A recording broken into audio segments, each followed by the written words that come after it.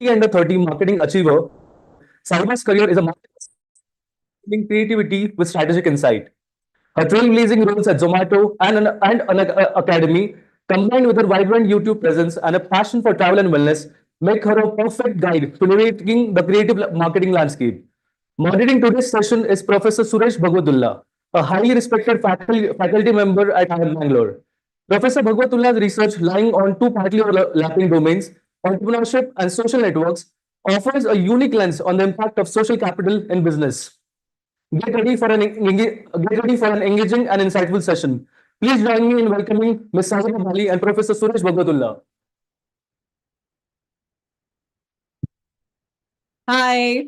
Thank you so much. Thank you for having me. You guys are very obedient. Every time I go to a campus or like a college institute, everyone's very rowdy. But obviously it's I am Bangalore. What did I expect? We're starting off in nice tone. So before I start off asking a bunch of questions, Haiva, why don't you probably say something? I guess they're here to hear you speak. Why don't you say something in terms of whatever you want to say, opening it up, and then I ask a bunch of questions. Sure. Firstly, thank you for this houseful welcome. As an actor, that's always a good thing to see, but it's very, very encouraging. Thank you so much. And I see a lot of young people who don't look like MB. Is there a mixed bag of people here from all over Bangalore or just IIM students? All over मतलब India मतलब इस session के लिए flight लेके थोड़ी ना आए हो आए हो Oh my God. Thank you so much. Now there's pressure. I have to answer. Very, very nice. But thank you. That's all I want to say. And I think we have a Q&A session with you guys as well. So please ask appropriate questions. Thank you very much. Well, you can choose not to answer, or it depends on the question, right? So you had a incredible, an academic progress, like any good child.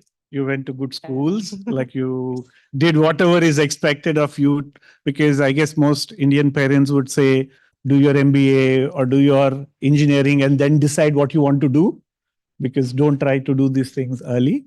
So how did this transition happen? Like you straddled multiple spaces, right? You have had great education, you are into marketing and branding, and then you've been also in entertainment, you're now running things on your own, being entrepreneurial. So how are you able to categorize and then get into doing well in each of these spaces? Very rightly put. Exactly what my parents said, that you can't do anything till you get 3 degrees or 4 degrees. My dadi wanted me to become a doctor. My nani wanted me to become a lawyer. My dad said, I am a banker, you must become a banker. So I had that pressure since childhood कि कुछ तो मतलब बनना है वैसा. So education was a no-brainer. I had to do my undergrad, I had to do my postgrad, and if that's not enough, I had Are you a good student? I was. When I was in 12th grade during boards, my parents confiscated my laptop and my phone. So it was that serious. Yeah. That time we didn't have EdTech. So I didn't need my laptop. So my trajectory was always to get into corporate, be a quintessential Desi bachi and do this path. But I was always into acting. I was a product of two working parents, two professionals. My dad was in Standard Chartered, in GE and SR. My mom was a great entrepreneur. She has her own event management company, and she produced this. Antakshi was a show that used to come on Z. Oh, yeah? Yeah. So she was the producer. Yeah. That vintage. I was a child. So I was, and I'm the only child, so I had to keep very busy. So my parents put me in a lot of extracurriculars. They felt guilty कि हम तो घर पे नहीं होते तो बच्ची कुछ तो कर लेगी. So they put me in a lot of extracurriculars. I was doing horse riding, singing, dancing, everything. But theater, I loved. I loved acting. And that stayed, and it was never an option to take it up as a career. But in DU, I was the president of a theater society. In school, I was the president of theater society. And I just loved it. And in DU, casting directors saw a few of my plays. And they said, you know what, you should just audition and probably you can get a role. So I auditioned and I got my first gig in acting on screen, which was a reporter in Dangal. I have one dialogue in Dangal. In? Dangal, Amir Khan's. Yeah. I was in college that time. And when I was on set, I loved it. I was seeing Amir Khan and all these actors, and I was like, this is great. And I went to my dad, I said, I want to do acting. And then he was like, Kya sun liya? Nahi, nahi, you have to go abroad and do your master's. And then I went abroad, I did my master's, but while doing my master's, I auditioned for an Imtiaz Ali film called Laila Majnu, which re-released yesterday after 6 years. Oh, is it? Oh, I didn't know this movie. Yeah, so it released 6 years ago and it re-released yesterday. In fact, I just came from the screening. Um, and I was doing my master's at that time when I got that film. And again, my dad was like, you're not leaving education to do a film. And I wrote him an email. I don't know if you heard my TED talk is the same story. So I keep repeating the story everywhere. Life is boring. I wrote him an email saying, Dear Papa, I promise I will get distinction and come first in my class in masters. Please let me do this movie. Love you, Saiba. And on email, he said, okay. So, and with a thumbs up, like WhatsApp. And then I did. And I remember I used to fluctuate between Kashmir and London when I was doing my master's. And I would earn extra money to fund for the tickets. And there was no internet in Kashmir. So I would take these books and do all my exams and everything in my essays. And last day of shoot of Laila Majnu, I got my result for my master's. And it said Saiba Bali, MSc Marketing Distinction. And I got a call that I came first in class. And then I was like, yes, it happened. And that moment was when I realized that you can do both. Like you can be a jack of all trades and master of them all. So there has been a lot of discussion that's completely off topic from what we had been discussing. But do you think you would recommend theater to everybody? I mean, if you're into acting only then, if you're into money, no. Okay, let me rephrase it. Would it help you be confident on stage? Would it help you let go of stage fear? Would you actually be confident because you have been trained? God, yes, of course. I think doing extracurriculars in any form of performing arts, whether it's music, dance, painting, expressing yourself in front of others is a very exhilarating experience, and it takes guts. It takes a certain acumen, and I feel it makes you a much better person as well. So if you have even a streak of any kind of creativity, trying to tap into it also really works in your personal life, your mental health, your work. Um, Even when we were like, when I was in Zomato, we used to, and a lot of offices do, they have a gym or they have like an art club or a food club or a drummer club or something, because they know that that just makes you into a much worldly person. So any type of extracurriculars is always advised, 100%. If I have a child, I would put them in everything. No second can you breathe. And not necessarily because it would be tiger momish thing that you should do this, you should do this, you should excel in You should everything. just excel and just keep doing, and then find your charm, what works best for you. Yeah, it's like somebody called, right? I want a bronze medal. Mother said, like, call me later, I'm busy. It recently happened, I think. I think, anyhow, yeah, I don't know who it is. Mom said, Parents are not never, yeah. wow. Yeah, he said, call me later, I'm busy. Happens only in India and China. Yeah, we're always like, okay, you didn't get gold? Okay, yeah, will call me later. So, staying on, right, extracurriculars and having confidence.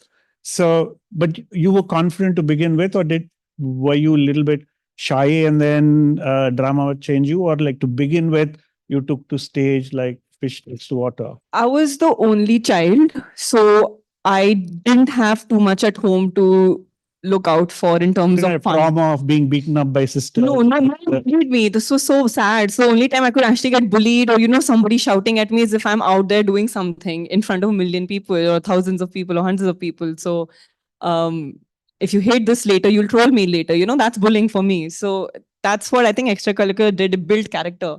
When you're doing wrong, your director will shout at you. And it's very refreshing getting shouted at by other people who are not your parents.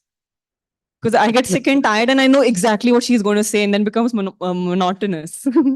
So one of the things I like, as I said, I study networks. And one of the safest place to do networking is to play at places like these, where you can meet people of various types, categories, their professions, right? So they be at a drama club or so. Anyway, with that words of what I would say, if you are not in creative, like do something on your own, stand up, because we stood in front of the camera. We can come here and talk and give 1 hour lecture or 1.5 hour lecture. And we are starting to do our online courses. Yeah. And we put a camera in front of our faculty members and no class. They're not able to talk because it's very hard talking to a camera, right? It's very, very hard It is. I think talking to a also camera. Indian households, you're always told कि ज़्यादा नहीं बोलना चाहिए. I don't know if this has happened to you, but growing up, they don't want you to talk in front of adults, which I feel like kids should be put in the same room as adults as well. And if you're in school, you should talk to people. If you're doing an MBA, meeting people from different statures, meeting CEOs, ex-CEOs, entrepreneurs, all of them are just going to open up horizons and exposure and just build more. You become a multidimensional person. So it's not only being creative, it's just doing things. Just don't be in a shell. Go out and do anything apart from your studies. Just go out there in the world, whether it's cooking, whether it's meeting new people, whether it's swimming, whether it's social media, anything. Just being out there, getting exposed is very, very, very important. Yeah. So like you seem to have been at the right place at the right time with the right kind of attitude and skills, right? That's true. Yeah. Well, you are successful. So you would be even more successful in coming years. So how did the marketing part change? Because from what you studied, right, what we put in classroom, like using I wouldn't say it's dated, but it can be a little more contemporary. But when you get out into the world and you look at the way in which marketing is changing, the rate at which it's changing, right? So how did you have to unlearn something? Did you have to relearn something in order to be successful in your profession? I can't tell you how important it is when you're getting your education. It goes hand in hand to learn and unlearn. It is very important because whatever we study, for example, theoretical, I did marketing. So what I read of Philip Kotler, what I read of Percival White, all of these are fathers and grandfathers of marketing. But when you get a job, kuch nahi chalta. Like you really need to unlearn some things because you're right. They're very, very dated. And marketing is such a crazy environment because it is so fast paced. Everything is changing. For example, if my dad in his MBA did marketing, and sometimes I read his books just to see how dated it is. If I had to utilize any of it currently, I would be the worst marketer on the planet. Also, avenues, distribution channels. What even Snapchat, like we were discussing, Snapchat, Candy Crush, Paytm, all of these are also marketing distribution channels, which weren't even there like 5 years ago, right? So it's such a fast-paced world. You have to keep evolving, and that will only come on ground. It will only come when you're gaining practical knowledge. I'm not saying that don't study. Institutions like these give you great exposure to build character. They build character, very important. They make you meet people with different opinions and perceptions of the world. It's very important to be a good listener because it's very easy to give your opinion, but it's very, very tough to listen to someone's like, hey, you're right. Maybe, I can incorporate this in my life. Hence, I'm sitting here. But yeah. So of all the campaigns that you've done, which one would you think that you're most proud of? There are two, and both of them I worked in Zomato with Chandan, who's sitting right here. He was my boss in Zomato. He was my manager, and I think we had the best last 2 years while we both were in Zomato. It was the last stint. One was building YouTube for a brand from scratch while having zero knowledge of the platform. I was not a YouTuber personally, and in Zomato, we were really, really big on every social media platform, Twitter, Facebook, Instagram, like I'm sure you guys would know. But YouTube was completely barren. That was a channel that was only used for performance ads. And the second that we again together worked on was integrated marketing, where we were putting the brand into different media channels, for example, movies or comedy or YouTube, etc. And I think I enjoyed both so much because they were very personal to me because I was a content creator that time as well. So we were doing things in content creation. I was an actor who had worked in films and web series, and we were working with production houses who I knew. So those two were my favorite. I'll tell you exactly what we used to do. We used to do very sneaky guerrilla type product placement of the brand in things that you would consume, whether it's stand-up comedy or meme content or films. I'm sure you must have seen some films that had Zomato somewhere plugged in. That was the job. And YouTube, I don't know if you saw some in my videos. Yeah. I did not know Samay before those videos at all, contrary to popular belief. And no, I'm not dating him. Well, okay, I don't know. I don't know any of these. I guess if you are talking and they seem to understand, great, go for it. But I'm certainly going over my head. Yeah. But one of the things I'm sure is little more harder than what it used to be is like getting a grip on, or actually even getting a grip onto which lever to press for something to be successful, right? Yeah. In the past, like you would put an ad out, like Fevicol, as we talked about, Happy Den, and that would go on for long and it would become iconic. People will talk about it. There's this ad, I don't know if you guys would even know, Lalita Ji. Do you know that you have no? That's little surf ad, which for like went on for decades. The surf ad, Yeah, decades. I remember Share the Load, or that was Ariel. No, surf. There was this. If you talk to anybody of my vintage, they would say, "Oh, they would all know Lalita Ji," right? So like getting a grip in some of these levers, like how do you even understand which lever to move? Because this thing is so shape shifting. It is, yes, yeah. Like, so how do you understand where to hold? Because there is no edge. Firstly, I feel like the one thing that marketers do wrong is whenever I walk into a meeting, because I'm freelancing and a lot of young folks suddenly go, kuch viral karna hai, kuch viral karna hai. How do you quantify viral? What is viral? You can't. You haven't been able to quantify what viral means. So firstly, I think in every marketer's dictionary, this term viral should be completely deleted. Because if you move into thinking that you have to make this viral, it'll never be viral, right? And to find, you just need to know you need to know your audience, what people are consuming, where are they eating, who are they talking to, what are they watching, where do they watch. If your consumer is watching YouTube shorts while being in the bathroom in the morning, that is great information. Now you know every morning this guy sits on his spot and he is watching shorts for 5 minutes. What can I show him during those 5 minutes?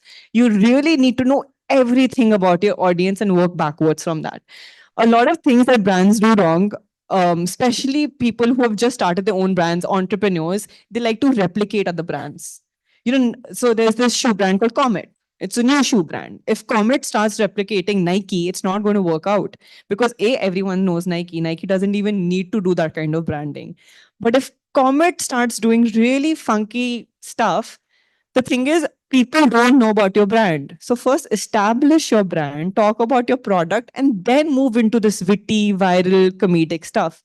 Even on social media, for social media marketing, new brands start posting meme content and funny content and witty, relatable content because people will share it, it'll become viral. And that entire page has nothing about the product. So if I have to buy something and I don't know about your brand and I go to your page and there is only like fun, weird content and nothing about your product, just because you've copied some other brand, it's not going to work out. So you need to first establish yourself as a brand. And second, you really need to know everything about your audience. And that's what we did with YouTube. It was very data driven. What kind of content are people watching? It wasn't that we are pushing that we want you to see this. Our strategy was, what are you wanting to watch? And that's how we moved from there. So it's kind of a big brother state, right? Like you seem to know whatever I'm doing. Like brands seem to know more about me. Maybe I'll shut down my machine and then a scary thought. But I don't buy anything, so I'm like pretty useless. I tried buying something on Zomato today, and I had something said, "You last bought 42 months ago." 42 months ago. Another said, "Oh, you bought this 6 months ago." Yeah. So I'm that. See, that is smart marketing. They used your data against you. Yeah, but last 6 months I haven't opened Zomato. I'm not at all a target market for any of these. But I'm just kind of getting curious these days because I'm in entrepreneurship. How do you get people's attention, right? So given that it is so shape shifting, do you think it's just luck then? No. The thing is, you can't control the audience perception, and how they're going to take your ad, etc. But what you can control is what you want to say. Okay. And that is a lot in itself. It's not luck. I really feel it needs to be data driven, because a lot of marketing people do is gut feeling. If you are future marketers or you've already worked in a marketing job, what people say is, this is very trending, people are really consuming this content, or this actor is suddenly very popular, we should get them as a brand endorser. Where is the data backing it? Only because you think it is doesn't mean the entire country thinks it is as well, right? So, a case in point, Samantha Prabhu, when we were doing one campaign, we had to find a actor, a very popular actor in the South, to be our South face. And we are North Indian, so we don't know too much about the South industry at that time. So we were doing a research, and Group M, our agency, had told us Samantha Prabhu she just did Family Man. She's getting a divorce. She's going to be very trending. Get her, get her. And then we were told to do some research, and I figured she's a vegan. Now, how would it look for Samantha Prabhu, who's a vegan, to hold chicken biryani in her hand for Zomato? So that is the thing, that you need to rely on good data to kind of push whatever agenda that you have, and not rely on your gut feeling. It also happens, not only brand endorsement, but the distribution channel. It's very easy to just say probably IPL or probably TV or football or phone or anything, but you need to know where your audience is viewing maximum or spending maximum amount of time. For example, a lot of people are on Snapchat. I'm not on Snapchat. So there are a lot of I'm a millennial, but there are a lot of millennials who've deleted Snapchat. There are a lot of Gen Z who are using Snapchat. Reddit is a platform that a lot of young people are using, but probably my mom doesn't know about it. Different age groups belong to different categories, so a lot of data gets involved, and I think people need to stop relying on, this is trending, people are sharing this audio is popping, numbers. So you think because there's something is trending and there is a desire to be viral, that kind of forces people to be little inauthentic? Absolutely, because everyone's just copying the other, and they forget that there's something called first mover advantage. You're never going to be the first one who actually started it, and probably when you come out with something that is so replicated, it would have been a month old and a new trend would have popped up. And that's the issue with brands, that you keep on copying others and keep on copying others to be relevant, which is fine. I understand why you want to use something trendy, because you get the numbers, etc. But if you're not organic, if you don't have your own language and your tonality, it's not going to work out in the long term. Everything that you're saying or everything they're doing is very instant gratification. It will work in that moment. But long term, you need things to be compounded. And that needs a proper strategy and vision. That can't be like, today this is trending, so we should do this. Or right now, this kind of marketing is popular. Everyone's making AI ads, so we should stick to AI ads. That is only for that moment. So what kind of metrics do you track for yourself, in the sense like, okay, 2 metrics that you track? I have different metrics for different things. For example, for performance ads, whether your ads on YouTube, Facebook, etc., I feel views are the most superficial metric, because I don't think they're tangible at all. I'm sure, okay, if you guys are scrolling at night watching reels and beach make ad aata hai, do you remember how many ads you saw today? Do you remember any ad you saw on Instagram, YouTube right now? No. I left, buddy. Makhan mat lagao abhi. But see, like, you can't, only one person did. So, and all of you who actually saw ads but don't remember, they're going to be counted as views. And then there's no retention. So where is the brand recall from it? So I feel when you're talking about performant ads, views should not be seen as a metric, but it should be, your click-through rate should be seen. How many people actually took an action after seeing your ad should be a much better metric. For content, I believe engagement rate is very important. People who are engaging with the content a brand is sharing, whether it's comments or shares. Indian comments are the best thing right now about content. Have you seen the comment section nowadays? Nobody cares about the likes on the reel anymore. Everyone cares about the likes on your comment. I also do it. And I get really happy when I get 5,000 likes. Like, yes, I made it in life. As in you comment and then people like that comment. Yeah. Okay. That is the new thing, and now brands are also doing it. Now everyone's getting on the game. Now brands are reliving this comment section game. So So engagement is very people are important. paid to make witty comments. Not yet, but that's a great. I should talk to my manager if we should. If we can go towards that. Like, look out for me. You know? I'll not. Right there. But no, engagement rate is very important because it means that people have actually registered what you're trying to say and are engaging with it. And shares because your content or your ad was worth sharing. And that means that there is a word of mouth effect, there's a chain effect, it's going to multiply. So those metrics I really find tangible. So it's same across platforms, is it? On Insta or Yes. YouTube? Yeah, or almost. almost. YouTube, obviously, performance ads give way different data than your content does because performance ads has a lot of money involved. But the main metrics are the same. So you said you have a masterclass. Yes. So how do you decide what to? Because you seem to have, well, you're successful, so you can pick and choose the content that you're going to provide. But how do you choose what to talk? Because would you be giving too much away, or do you not give everything away because that means that you are giving your secret sauce out? No, my masterclass is really fun. It's actually it's called What They Don't Teach You in Business School. Hence, it's fun. Nice to say that here. So it's all I about. have to go to a class after this. No, I'm very happy you guys are here. I didn't get in. So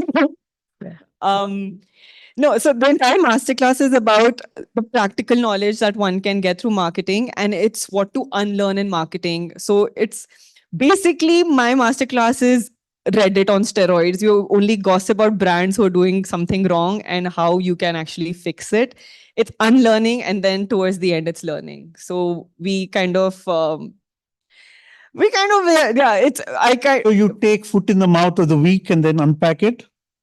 I'm sorry for using this word. Basically, we shit on a lot of brands, and Just then look around and say like Yes. somebody has messed up. yes, So let's completely try. messed up, and Let's try then to we give you be. solutions on how you as a marketer should go about it. So a lot of unlearning, what we learned a lot in business schools, and then learning. Like, I'm Right. so sorry to all the professors. no, it's okay. Like I don't teach marketing, so it's okay.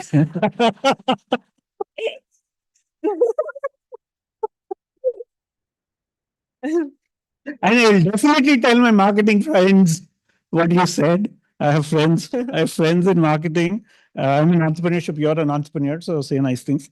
So maybe it's like we have about 20 minutes. Couple of questions that we'll take from people, and depending upon the tone of your questions, we'll decide we're going to ask more questions or not. If you ask nice questions, we will let others speak. Do we pick? No, I think you just go and pick. Yeah, You yeah. pick. I trust you. Also, just one thing. Please limit your questions to just one question per person, please. Serious. Hello, ma'am. So I'm here. So as you rightly said that you can't control the consumer perception. So sometimes some marketing campaign go in the wrong direction and lead to negative marketing. So is this something which you experience and how did you mitigate that? In half an hour, somebody is going to tell you exactly that. We did experience that in Zomato. And bad PR always happens. Whether you're a person who has a brand of their own or you're a big brand, you cannot control what people think. And in this country, you cannot control what the government thinks, right? So if anything goes wrong, it's how you handle that situation, not what you've already done. A lot of things that go wrong is ignoring. I don't know if you remember the Balenciaga campaign where they used child models and all. The worst thing that they did was they didn't talk about it. They did it and it was still running after a lot of backlash and they kept on running it. And when people were giving them a lot of flack, they said, no, excuses. That's the worst way to deal with anything. You have to own up. You have to stop running the ad. Why did you run the ad in the first place? For the consumers. If the consumers' feedback is terrible towards, that's exactly, you have to listen to it. So it's what you do after rather than completely thinking what you did before. Thanks, Soham, for your question. Hello, ma'am. Hi. Based on the experience you've had in content creation, what are the metrics or factors you've noticed about the Indian market based on the sentiment. So if I were per se supposed to be creating an Instagram page, what do you think would be the ratio of me putting some raw data? I mean, not raw data, as like the raw feeling of me recording that person who is actually into the activity. Or what do you think? Should I keep it more marketing based or more promotive based or more raw based? What do you think is the right ratio, and what have you noticed about the Indian market? As a content creator, I'm going to answer this question. People only comment and interact with things they find relatable. If it's not relatable to your TG, I don't think it's going to work out too much. Whether it's small things like your mom asking for extra dhania, that is relatable everywhere, or if it's you not being able to do a winged eyeliner, things where they're relatable, they perform well. Because somebody's seeing you and saying, hey, I also do that, right? The other thing that I realized is cricket, religion, politics, and gender topics can get you a lot of comments. I'm not saying what kind of comments, but a lot of comments. So it's your choice whether you want to dwell. I mean, Dhruv Rathi, right? He's killed it. I'm not saying he's right or wrong. Case in point. Whenever I try to put any political opinion of mine, मेरे यहाँ तो आधे followers खत्म हो जाते हैं या आधे बढ़ जाते हैं. So these are very touchy topics, but the Indian market love them. So that's on you whether you want to do it or not. And the second thing is language. If your audience is mainly Hindi speaking, speak in Hindi. If your audience is Tamil speaking, speak in Tamil. I think language and the way you talk and how you portray yourself has to be very authentic to yourself. Don't try to be someone you're not. And if your audience, I get a lot of flack for talking too much in English. A lot of my YouTube comments is Didi Hindi mein baat kar lo. YouTube Hindi mein baat kar lo. Now I'm trying to get into मतलब ठीक है मेरी हिंदी अच्छी है but वो naturally नहीं आता तो वो इनऑर्गेनिक हो जाता है मेरे लिए but the thing is you need to know how to talk and be very organic with everything as a content creator, as a brand it could be a little different, but as a brand don't talk about politics, guys. Don't. So before others ask question, let me sneak one in. Social media seem to get the worst out of us. Oh yes, right? So we seem to be nice people face to face, but put us in front of a machine or a device, evil takes us over. Yeah. Right? How do you deal with this? You know, or vice versa. You might seem very good on social media and then you find that person in real life and you're like, wow, you're not what I expected you to be. You're the first one that I'm seeing. So yeah, so it's not been bad. So go ahead. Yeah. Who's asking a question? I don't know. Where's the mic? Yeah. She's Who very has the mic picky. can She talk. doesn't want to pick. You don't want to pick anyone. No, Sorry. yeah. Hi, ma'am. So Hi. I'm glad to share that I was interning at Zomato and would soon be joining as a marketing associate. So thank you for the sneak peek how marketing works at Zomato. My question to you would be: you said that most of the brands do copy their competitors, which is of course not very right in a right manner. But what is your stance when you think that your competitor is doing something really great? So would you still take inspiration and maybe tweak your marketing ideas towards it? Inspiration, yes, for sure. But everyone knows what a product life cycle is, right? Yeah, तुम business students हो तो सबको पता है. So it really depends on the product life cycle. For example, I'll give you, okay, say McDonald's. McDonald's has crossed all cycles, I feel, right? Nobody needs to really be told what McDonald's is. So for example, if McDonald's does a board hoarding, which they usually do, it's just red with a yellow arch, that's it. Everyone just knows what it is. Or even if they show a red background with yellow fries, you'll understand this is McDonald's. They don't even need to write a logo. But for example, if a new age brand, let's say Nino Burger, is Nino in Bangalore? I don't know, or something, Jimmy's Burger or Nomad Pizza, or if any one of those brands try to copy McDonald's, it's not going to work out. Nino Burgers is a blue color brand. If they put a blue hoarding somewhere in Indranagar, which their French fries, nobody's going to know what this brand is. So if you're even trying to get inspiration from a brand, it needs to be at an equal level on the product life cycle. If I'm a new age brand, I can take inspiration from a new age brand, say maybe somebody who is killing it in affiliate marketing, or somebody who has probably doing great offline marketing and events. Yes, you can take inspiration from that.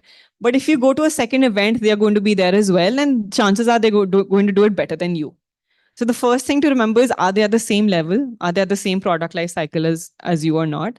Second, how you can take inspiration and make it better. and make it more authentic so that it doesn't look that, you just said, hey, they're performing well. Let's just try to imitate them. Yeah, let me, I'm just slipping one in while you guys are. You're so young. Can you please give him the mic? Who? Let me ask a question before you give it. Oh, certainly. Oh, this guy. Yeah. You have a question? Oh, please go ahead. I'll wait for you.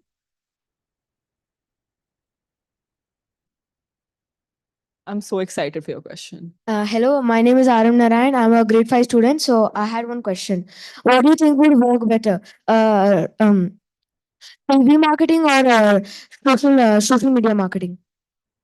How were you in 5th grade? How were you in 5th grade? When I was in 5th grade, I didn't even know what anything ever meant. I was eating lollipops. That's it. It's crazy. Thank you for your question. It's a fantastic question. Thank you. To answer it, it depends what is the goal of the campaign, what the brand wants. मैं कैसे समझाऊं? Shut up, मुझे. Okay, so it depends on what the brand really wants to do with the campaign. Do they want to target people who are massy? TV is a mass game, right? Everyone watches TV. It caters to a lot of people. So let's take an example of World Cup. Yes. Did you watch the World Cup? Did you watch the T20 World Cup? Yes. Yeah. A lot of people did. There were 5 crore people watching it at one time. If an ad on the TV is played during World Cup, does it cater to pan India? Is my brand selling its product pan India, for example, right? For example, if it's Kurkure, you Hmm. like Kurkure? Yeah. I love Kurkure too. So if it's Kurkure, I would probably do TV because I'm a big brand. I have the money. I want frequency. I want people to keep seeing my brand and again. I have launched maybe a new product that I want people to be aware of, and I sell pan India. What if it's a small company, like it's a brand new, It's a brand new company. a startup type? Then it depends. Either if I'm a brand new company, like a new chips brand, Yeah. and I can afford TV first, if I can afford TV. And second, I'm sold pan in India. And third, I want everyone to know what my product is because nobody knows about my brand. I need to launch my brand. Then also I would do TV, but it has to go hand in hand. It can never be only this or that. A good marketer would create a plan with a combination of everything. So if I'm spending X amount on TV, I would take X minus something amount and put it on social media as well. Yeah. I am in love with you. So, are you starting Genius anything? question. Are you starting anything? I do designing. You do design? Do you graphic designing? No, I do changing ideas. So I have a vending machine which you can pair with your phone and then order your food without touching the vending machine. You should be here. Guys, Vista 2025, please invite him. And no, for your brand, you should do social media first. Okay. Yeah. Sure. We will talk after this. Yeah. Okay, thanks. Hi, Saiba. Hello, Himanshu sir. here. So you touched upon one experience where you said Samantha Prabhu, you did not sign because she's a vegan and it doesn't gel well. She's promoting for a chicken biryani. So what's your take on these ads running Kamla Pasan and Gutka where Shah Rukh Khan and so what's your take on this? So I love the fact you asked the question because in my masterclass, I have one slide dedicated to Gutka Pan Masala. Please join. I can't, sir, you teach me. About this, not going to question the morality of it. As a marketer, honestly, our morals can be questioned anyway. So I'm not going to go there. But the kind of people they choose is very important. For example, if you get a brand endorser who is Ajay Devgan or Shah Rukh Khan, who are known to consume certain substances, I would be believing in that ad because they are credible to promote it. I know Ajay Devgan drinks, he smokes, Shah Rukh smokes. It is very believable as an audience and find it very credible that they are endorsing Gutka. But when Akshay Kumar comes into play, who does yoga at 5 a.m., who says he doesn't drink alcohol and refrains from party, that is not credible enough for me. And at that stature, they need to know that Indian audience is very sensitive. That's exactly what happened. They took Akshay Kumar into consideration. He did 3 ads with them, and he got so much of backlash that he had to give a apology letter publicly. But money is money. They didn't stop the ad. But yeah, the onus, I wouldn't blame the actor. The onus comes on the brand to make wise choices then. Ajay Devgan doing it is so credible. I've seen him have pan parag. We were shooting with Ajay Devgan once and he smokes like a chimney. Of course he's having gutka. I will also buy gutka now if I see him. But if who else? Like a Kriti Sanan Sat's doing that. It's called cognitive dissonance. What you're seeing and what you're looking at is not connecting, and that's the problem with Akshay Kumar. We'll take one last question, please. Hi, Saiba. I'm Ayush. So my question is not towards brand marketing and more towards like personal marketing. I have a couple of, in fact, more than a couple of content creator friends on campus as well. So in this today's world with the problem of plenty, how do you go about finding your niche when you start content creation, for example? Finding a niche isn't actually that important, to be honest. Everyone thinks that you only need to do this. मैंने life में only this तो कभी किया ही नहीं है. So I don't think you ever need to find your niche. First of all, there's so many content creators who are very generic, like lifestyle. And within lifestyle, it's umbrella. You can do everything. But what is important is being very authentic to yourself, not showcasing something that you're not. Because people can really, really read. Your audiences are so smart. The Indian audiences are so smart. If you don't have a niche, it's okay. Why do you want to be a content creator first is the question. For example, if you're good at cars and you want to be a content creator of cars, I understand. Automobile is your industry. That is anyway your niche. But if you're saying that there's some content creators who want to become content creators but not have a niche, it's completely fine. Speak about whatever. Start logging your days on campus. What you're eating can also be there.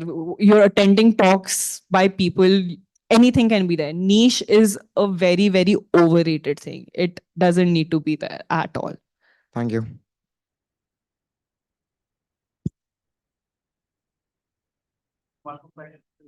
Couple of minutes or I'm fine with anything. I talk for a living. We are a bit pressed on time, so I would like to conclude. I thank Saiba ma'am and Professor Bhagwatullah. Don't call me ma'am. I'm your age. he called you ma'am, you didn't say anything. If he's calling you ma'am, why is he saying? Nobody calls me ma'am. Thank you, Saiba. The first time.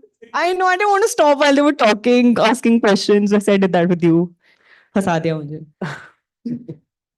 Thank you, Saiba and Professor Bhagwatullah for such an insightful session. Please.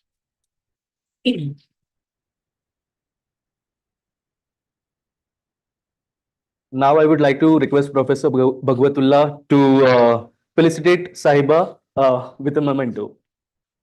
You paused after Saiba. Yeah.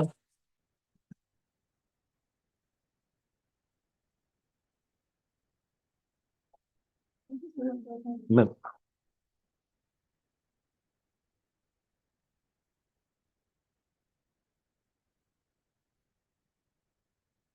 Thank you, guys. Thank you so much. You were really So just one moment. Professor, just one more minute. Now I would like to call upon stage President SAC Shubham Jagdap to felicitate Professor Bhagwatullah.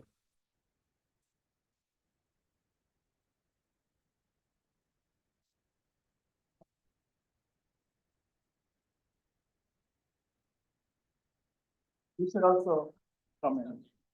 Seize and then. Ambani reception.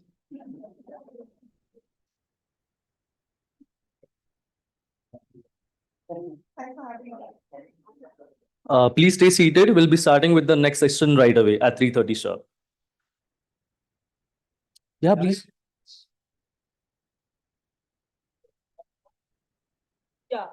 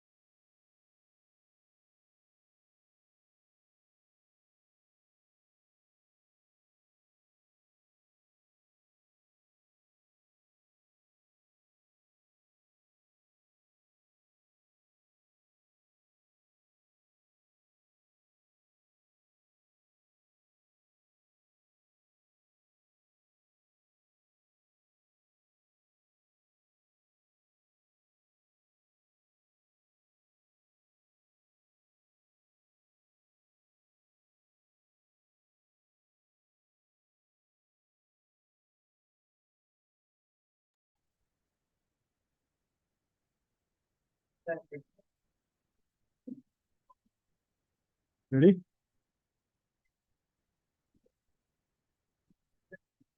पूछ रहा हूँ मैं start करूँ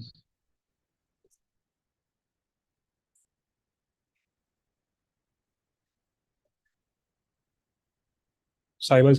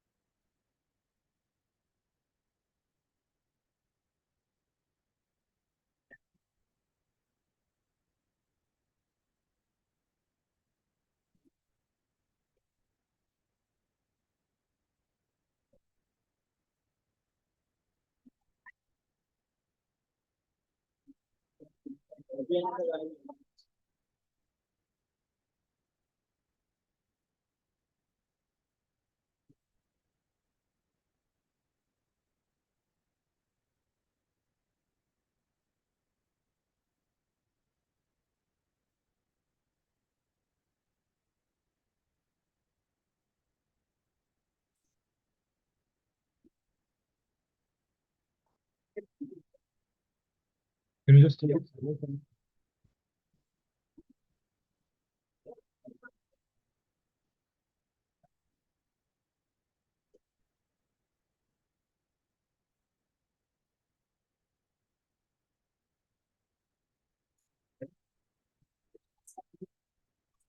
Okay.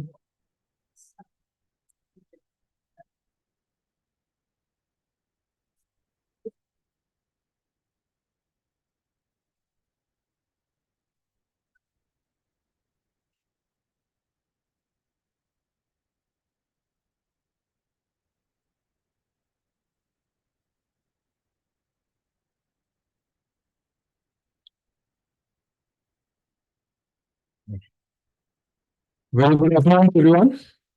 So, just to continue with the speaker sessions that we have today, presenting our next chief guest, Mr. Chandan Mendiratta.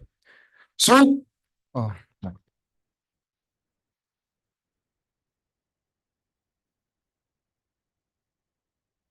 so honestly, me and my team, we had prepared a formal introduction for Sir, but now I feel that words won't do justice to the multiple facets his personality has to offer on both personal and professional front. So I won't be introducing him. I think it would be better that he himself tells what he do, how he made everything. But just to give a brief description, he is chief brand officer at Zepto. He is the person behind the brand Zepto, and he was also very instrumental in the success of Zomato brand. So please, a big round of applause for Chandan sir, and hear him give let's hear him give insights about the marketing playbook for both Zomato and Zepto. Over to you, sir. Can you give me a mic? Yes, sir. Just Think works.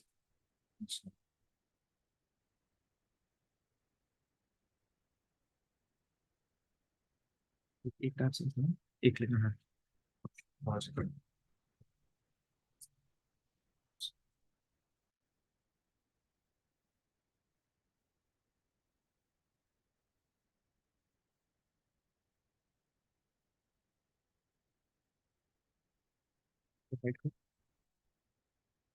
I couldn't wait to get up.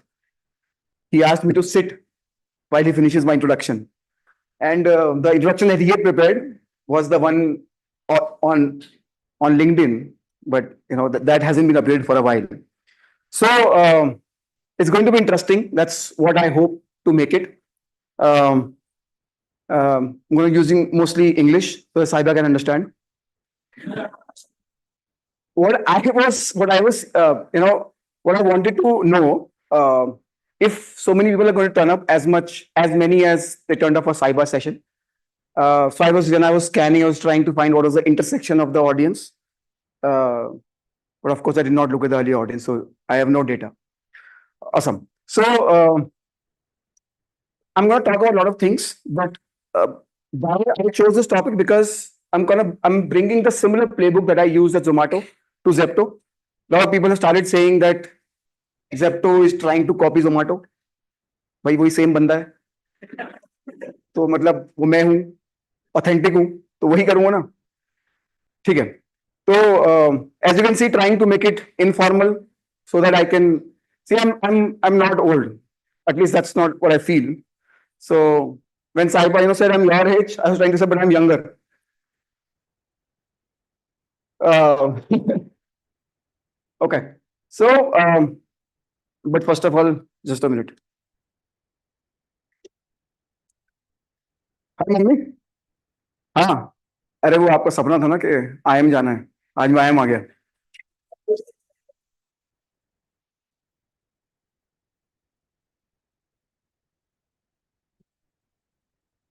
चलो बाद में बात करता हूँ. What did I just do? So essentially, I supported your worldview. Like IIM is a prestigious institution. I couldn't make it. That's the truth. Cat knew मेरे से. But I supported your worldview, and that's what made good content, right? You appreciated, So your worldview got appreciated. Your worldview got supported, and that's the first insight that I want to talk about. When you're building marketing campaigns, when you're thinking of creative, make sure that you're not trying to change the worldview, because nothing ever comes if something is trying to change the worldview. You have to think of clever ways to, of course, you don't have a PMF, you still want to, make people try your product, and that product is probably not sitting with the audience. For example, food delivery, 2018. So I joined Zomato 2018. To give you context, 2018 when I joined, Zomato was still a food discovery app. You can use Zomato to find restaurants nearby. So when you go to Zomato app, so I'm talking about how early was I there. So 2018 June, when you go to Zomato app, it will land on default landing on the dining page where you discover restaurants so you can go out and eat. And there'll be a button which says order food online. So when you click on it, then you go to food delivery flow. So it required a click after opening the app to go to the food delivery flow. And then when very soon realized that this is great PMF, much bigger than dining, and hence the default landing page around July, August of 2018, when the default landing page became the food delivery flow. Now you have to click on the dining button or eat or whatever it's called dining. You have to click on dining to go to the dining. So now primary use case. If you go to Swiggy currently, it's a super app. That's what they like to call it. And yeah, I'm going to be critical, of course. Swiggy was my competition. Swiggy is my competition. So it's a super app where you have to choose: do I go to Instamart now? Do I go to food delivery now? So they haven't made up their mind, and that's the reason why Zomato decided to keep Blinkit in a separate app, because they're not building a super app; they're building verticals and not a horizontal app. Okay, so don't change the worldview. I'll give you an example. Ghar ka khana is unhealthy. Do you like to hear this? Agree? See, that's the worldview. Like ghar ka khana is healthy. That's the worldview. If I say, but ghar ka khana is unhealthy, so much carbs in it. Vegetarian, where are you getting your protein? बताओ, कोई counter है? नहीं, but माँ का खाना, माँ का प्यार, है ना? Worldview नहीं change हो सकती. How do I inculcate that you order more often without saying ghar ka khana? So we tried something that did not work. Let me show you that. So let's see some films. And today's presentation is going to have a lot of films.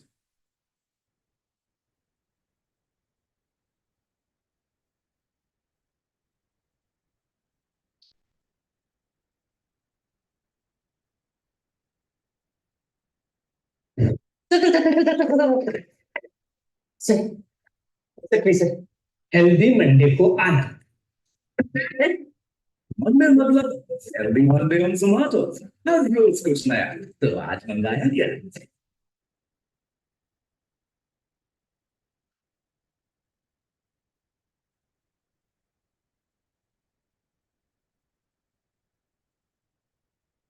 Oh, you remember Pizza Friday?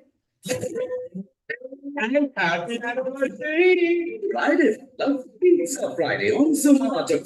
Rose Kushner. तो आज मंगाया दिया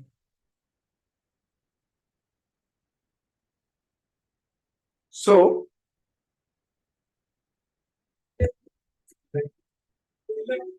See,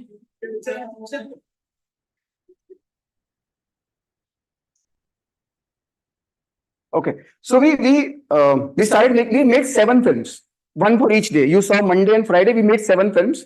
These aired around February 2021. Yes, 2021, and we made 7 films. Nothing moved. On every day you go to the app. On Monday it says Healthy Monday on Zomato. Tuesday Dosai Tuesdays on Zomato, and so on. Nothing moved because again this is against the worldview. No marketing campaign, how funny it is, if it's changing a worldview that somebody has no reason to change the worldview, nothing changes. Lot of marketing dollars gone waste. Even like this tweet worked better than all the 7 marketing creatives. Now, what does this tweet? Why is it so clever? I did not write it, somebody else did. But why is it so clever? Is relatable? It kind of hints that you do eat often from outside without saying you do, and then tells you घर का खाना, and it supports your worldview. This is your worldview. कभी कभी घर का खाना खा लेना चाहिए. Supports your worldview. It's not in the message that you order often. So it kind of training your mind into believing that you do order often. And over time, you believe that, yeah, ordering often is fine. Why not? Right? So this tweet, I would say, is better than the 7 films. Just one tweet. So changing the worldview is not a cool thing. You have to support the worldview and then find your message. Let's watch this one.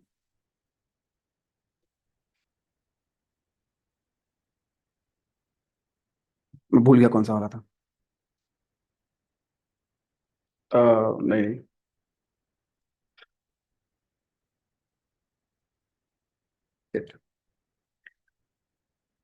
I have a lot, so I don't know which was in this flow. And there's, while you can see the Zomato content there.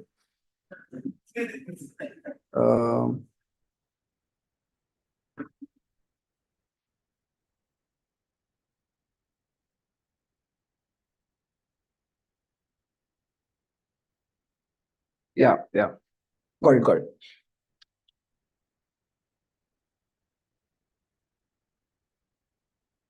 You have to tell me what's the inside here, okay? I'll play 2 films, one with Ritik and Katrina. Saiba and I both went for the shoot. Krish, अब Hrithik sir जादू किसी भी मौसम में time पे पहुंचते हो जादू से काम हो गया. Thank you sir. एक सेल्फी तो बनता है. एक सेकंड.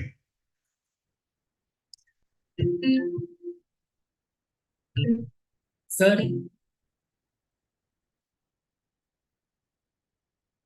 जादू अब यहाँ सेल्फी के लिए रुकता तो नेक्स्ट ऑर्डर लेट हो जाता. वो क्या है ना, ऋतिक रोशन में अपने लिए हर कस्टमर के स्टार.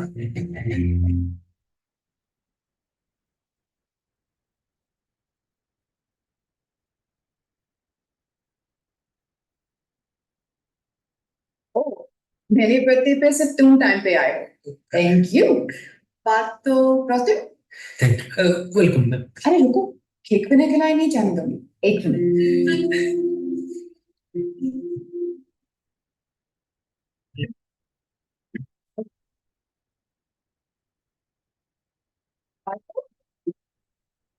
अब एक खाने के लिए रुकता तो नेक्स्ट ऑर्डर लेट हो जाता. वो क्या है ना, कटरीना कैफ हुआ अपने लिए हर कस्टमर के स्टार. बताओ inside क्या था? Can you tell me what was the inside there? Sir Zomato का लेफ्ट साइड कुछ ऐसा. सर इमेजिन कीजिए कि एक जवान लड़का Yeah. Basically quality of नहीं. Customer is king. Okay. compared us with the star that we look up to. Got it.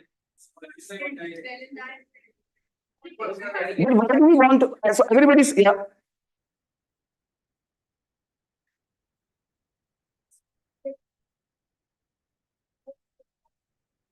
Awesome. You said something about working conditions. What did you say about working conditions?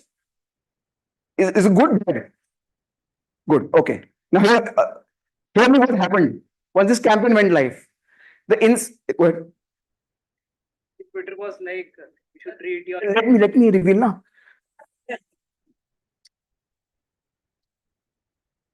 Emotion touching, right? So I tell you how we started with. So this is like a complete nightmare. I'm not so that when you are appreciating, so this did not do well. But it looked so fancy. Ritik, Katrina did not do well, and I'll tell you how. Uh, we started with that हम time पे delivery करते हैं. That was the insight कि we deliver on time. This script came in, and the creative agency pitched her customer है star. Crazy music बजेगा, बड़ा अच्छा लगेगा. Like यार बात तो सही कह रहे हो, छाप दो. हुआ क्या? The moment it went live, people started. Twitter went on fire that your delivery partners don't have enough time to actually take a selfie with Hrithik Roshan or to eat Katrina's cake. How pressured they are. What are these working conditions that you operate with? Hashtag Zomato. That's a the India's favorite hashtag. After the Gujaratis hashtag. Okay, so we had to pull it down. We had to issue an apology.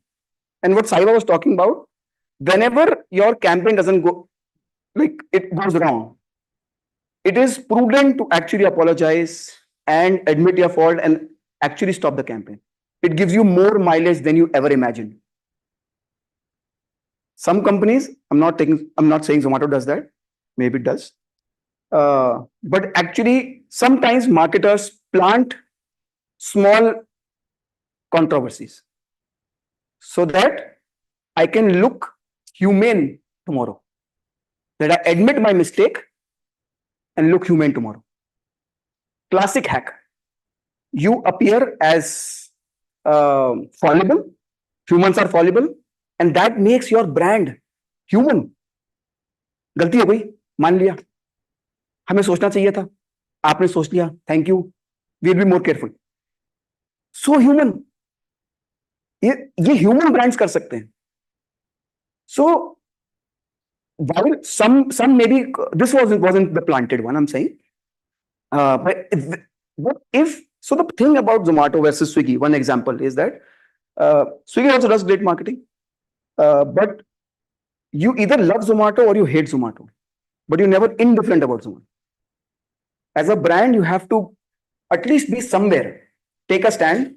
Not saying take political stand, that's BS, but at least take a stand somewhere, stand for something, so that people either hate you or love you. At least not be indifferent. As long as you're servicing well, you're not being too cocky, more people will love you. At least anybody who hates you still know you, right? Awareness is sorted. And whenever he's feeling hungry, he'll order on Zomato, even if he hates you. Doesn't matter. So why do you say, नहीं Zomato वाले तो ऐसा करते हैं, billboard पे ये सब लिख देते हैं, तो पता तो है इसको Zomato के बारे में. I'm not saying you should do this, but you have to, not everything is black or white. Sometimes you have to take a call and move. But there are good ones also. So I know I talked about two which did not perform well. So let's talk about the good one.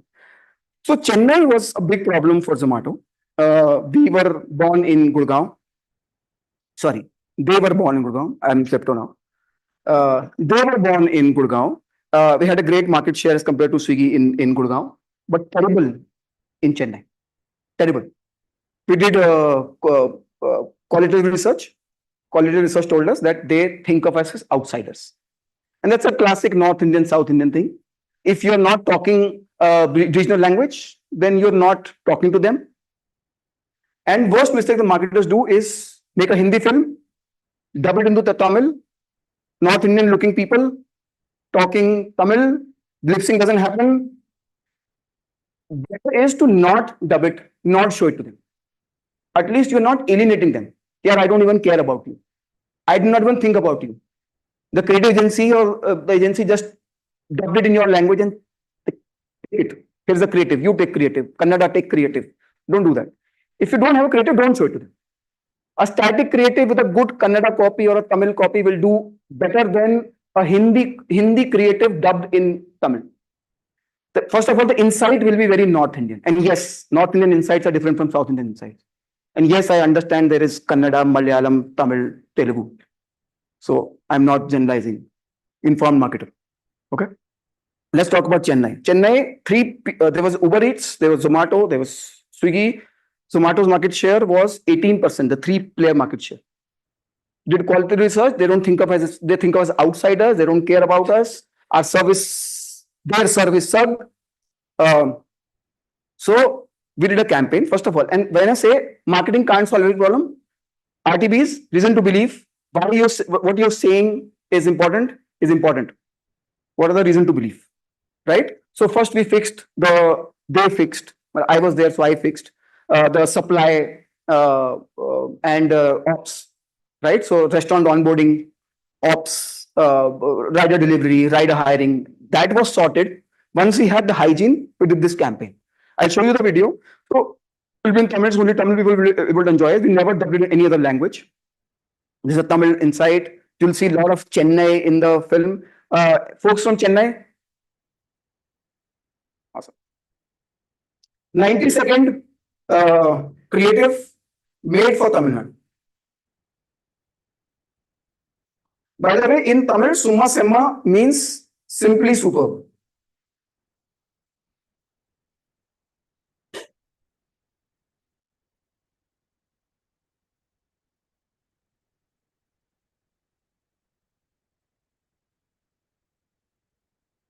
Pick up and smile, Kanna, Sama, Shirai, Ma, Morinal, Padal, built up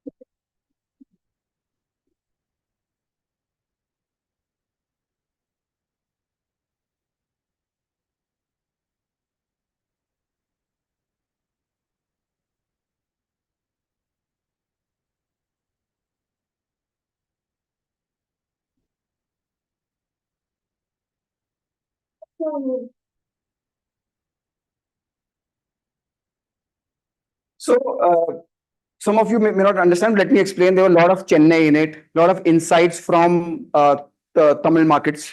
For example, they play on terrace. It's common that they would share food between two terraces. We showed Marina Beach when he was looking out of the auto. That was the Marina Beach during COVID shut shop, and he ordered Jigar Thanda, which people consume at Marina Beach. He ordered rolls, which is a common food to eat. Payasam, so dessert is there. If a family function is there, you can order sapadu, sapa. Yeah. So all these instances, and then we broke this 90-second film into 15 seconds, 30 seconds, and for high frequency distribution. Market went crazy, well supported. We grew 3-4% market share right after release of this film, and then over time it caught on. However, then we did a post campaign eval, and it talked about, yes, they like the campaign, but why do they trust you? Of course. So one campaign doesn't solve anything. You have to be consistent with it. For those who don't know, he's Anirudh Ravichandar, who made the music for Jawan. He's probably the biggest music director in the country today.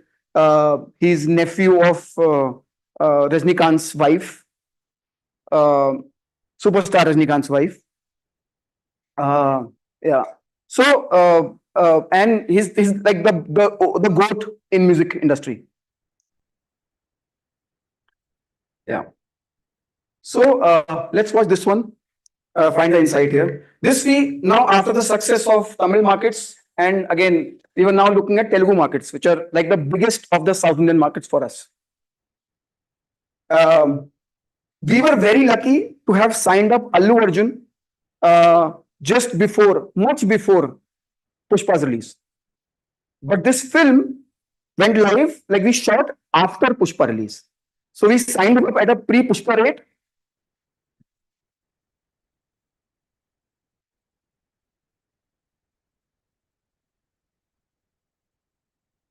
And then launched it post-Pushpa. So you'll see the nuance he does in the film is from Pushpa, like the Thaggidele. He'll do that. And I want you to tell me the insight once you see the film.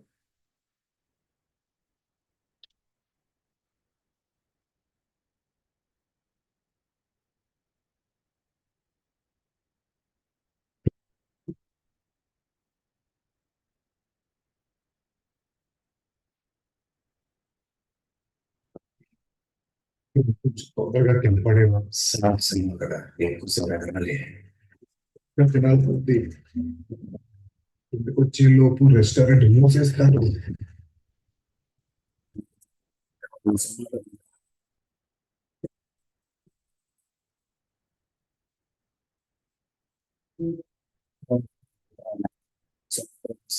Super fast గా తీసుకుంటే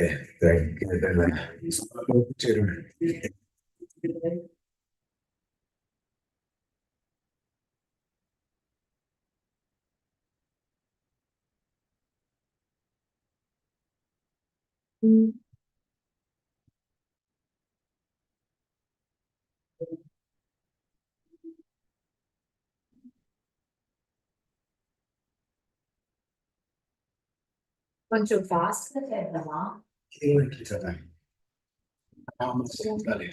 మీరు ఇలా round round తిరుగుతుంటే ఉన్నట్టుండి pizza తినాలనిపిస్తుంది. Pizza pesarattu Zomato ఉందిగా ఇది కావాలంటే ఇది కావాలన్నా జొమాటో పంపిస్తుంది సూపర్ ఫాస్ట్ గా తీసుకుంటే ఓపెన్ చేయడానికి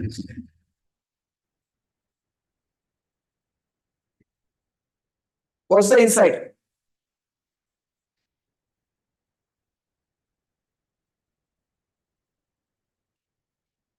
I'll answer this question. But it's a good question. I'll answer definitely. Yeah, that's language is there. But tell me the insight. Language. But that's not the insight, no? What's the insight? What is it solving? was famous from the movie. Yeah. Jitega nahi sala. हाँ. And यहाँ पे if you translate वो कह रहा है open Zomato. हाँ. So audience connects. जैसे जरा सा रह गया दोस्त. Zomato is more than that. Something. Why?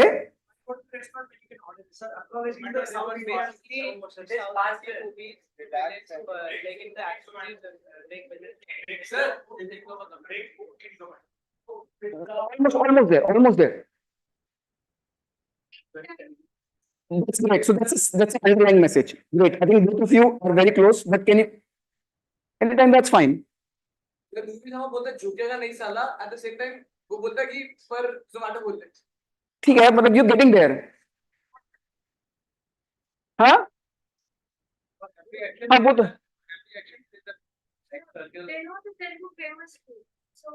So that's an underlying message that every food is available. So it's a pizza, peseretter, so everything that's there. Yeah. Yeah. I'll tell now. Sorry? That's also there actually. Second message. I'll talk about that.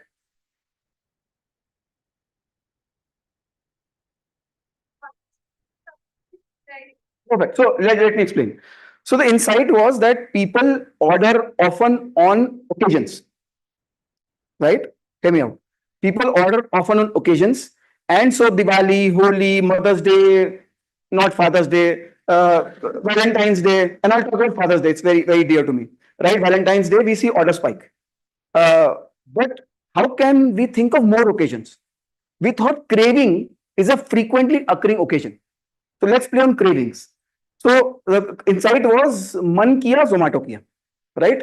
मतलब मन करे तो मंगा लेना. क्या घर पे होता है ना कि मंगाया पिज्जा, मम्मी कहती है क्यों मंगाया, टिंडे की सब्जी तो बनी थी. मन किया ना. And I should be able to do what I want. मेरा मन किया मंगा लिया, है ना? तो हमने कहा क्रेविंग पे खेलते हैं. मन किया Zomato किया. That was the Hindi insight. हमने उसको क्या किया, उसने क्रेविंग हो रही है. So क्रेविंग तो कहीं भी हो सकती है. वो पिट रहे हैं, उसको क्रेविंग हो रही है. वो घूम रहे हैं, उसको क्रेविंग हो सकती है. You can order anywhere.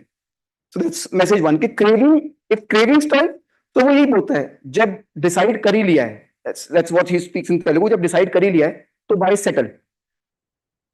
Open चेदमे मतलब जोमेटो ओपन चेदमे मतलब open to Zomato app, right? जब डिसाइड कर ही लिया है कि खाना है तो by settle open to Zomato app. And this time we didn't said order, we actually chose कि यार order is again changing the world view, too much of, ठीक है, ऐप ओपन कराते हैं, ऐप ओपन होगा तो फिर खुल जाएगा, इसलिए वी चोज के we did not say order on Zomato because that's too much to expect from somebody who's again South Indian, not like alienated for us. We have been alienating them for a long time. तो expect करना कि जोमेटो से order कर लेगा वो, but अगर मन कर आप तो ओपन करो। Then there was underline message एक के लोगों का लोग मानते हैं कि हम पे सब कुछ नहीं मिलता। पिज्जा के लिए तो हमें सुदेव इवाल में आया कि पिज्जा तो सही है जोमेटो मिलता है, बट अगर मुझे ऑथेंटिक आंध्रा कुजीन खानी है तो मुझे स्विगी पे जाना पड़ेगा। मैंने कहा नहीं भाई, पैसा तो मिलेगा यहाँ पे, गोंगड़ा मटन मिलेगा। तीसरी insight, because Zomato initially, so Zomato started before Swiggy food delivery, but at that point of time it was very rudimentary. We did not have riders. We used to have restaurant riders deliver the order much before Swiggy. Hence we did not have tracking. So एक तीसरा आया कि यार उनको लगता है कि Zomato पे ट्रैकिंग नहीं है, और बहुत साल से ट्रैकिंग थी, ये 22 में लग गया था, बहुत साल से ट्रैकिंग थी, तीन साल से ट्रैकिंग थी, बट उनको था कि जोमेटो पे ट्रैकिंग नहीं है, स्विगी पे ट्रैक दिखता है राइडर कहां जा रहा है। तो जो स्विगी के ओजी यूजर्स थे, they never came on Zomato because when they tried Zomato earlier it didn't have tracking, it had bad user experience, they never came to Zomato. इसलिए इफ यू सी देयर, हमने दिखाया है कि map है। So these are the insight के occasion पे खेलते हैं, और ये बाकी डिशेस और इसको अंदर से ऐसे ही just because we can't say कि now tracking on Zomato, it's not even a big thing, मतलब ट्रैकिंग पे कैंपेन नहीं बनाऊंगा, राइट? Same insight, cravings वाला, we actually shot is a much interesting way, we used AI। तो craving का था, मन किया जोमेटो किया। So I'm talking about insights। HSM किसी को पता है क्या होता है?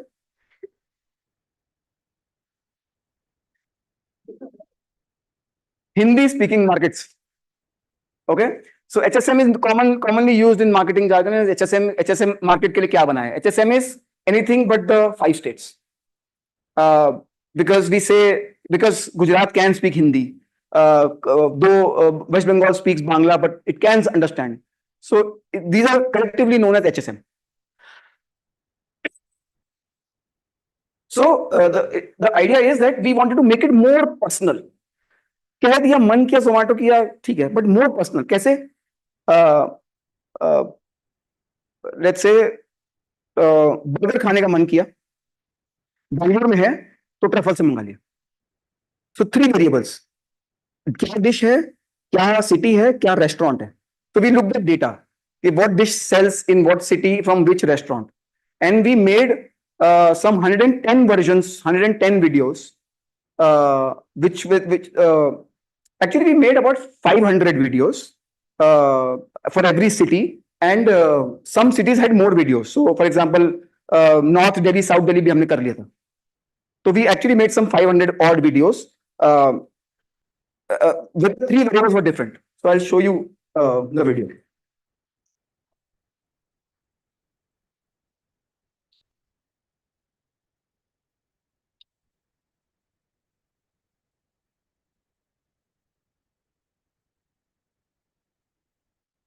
Sorry. So this was that went on TV. It was no AI.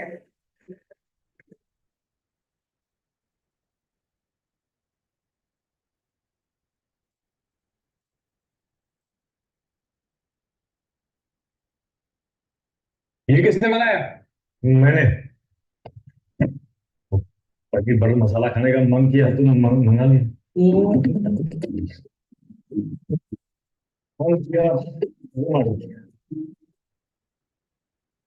So I think difficult to find the ads because they were never this. So this is Zomato ad in Bokaro.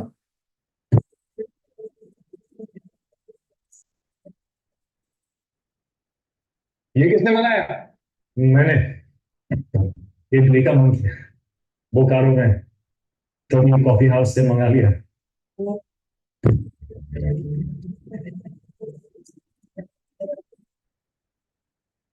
So think of this Jharsa Buda ad. ये किसने मंगाया? मैंने बिरयानी का मन किया जहाँ सुगोडा में तो ये टाइम चाहिए उसे मंगा लिया।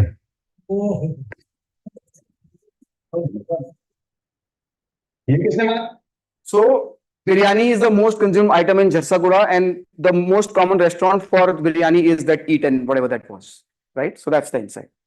So the insight was that supported the worldview that yes, I should be able to do what I want, and a craving is something that I must attend to. I should be, and so we thought that if somebody orders food and their mom asks what's happening, but mummy man kiya to Zomato kiya na, right?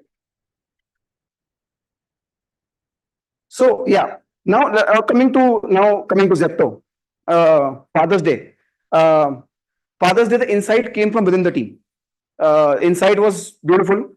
When you watch the film, you'll know it's very simple.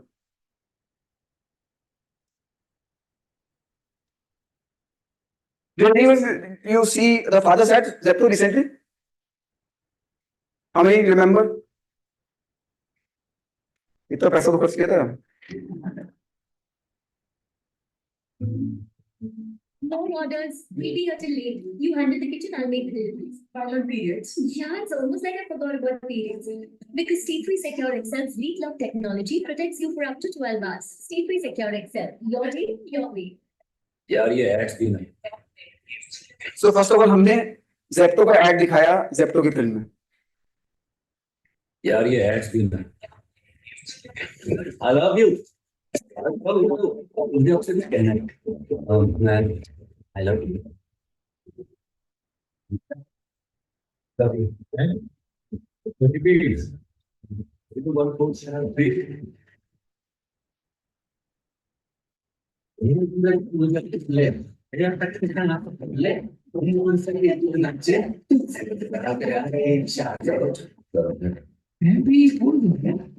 रोज रोना जरा दिल में जो है छुपा देखो मांग रहे हो है ना. हाँ सर.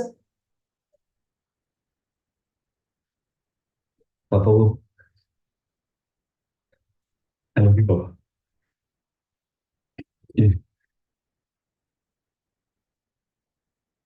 पापा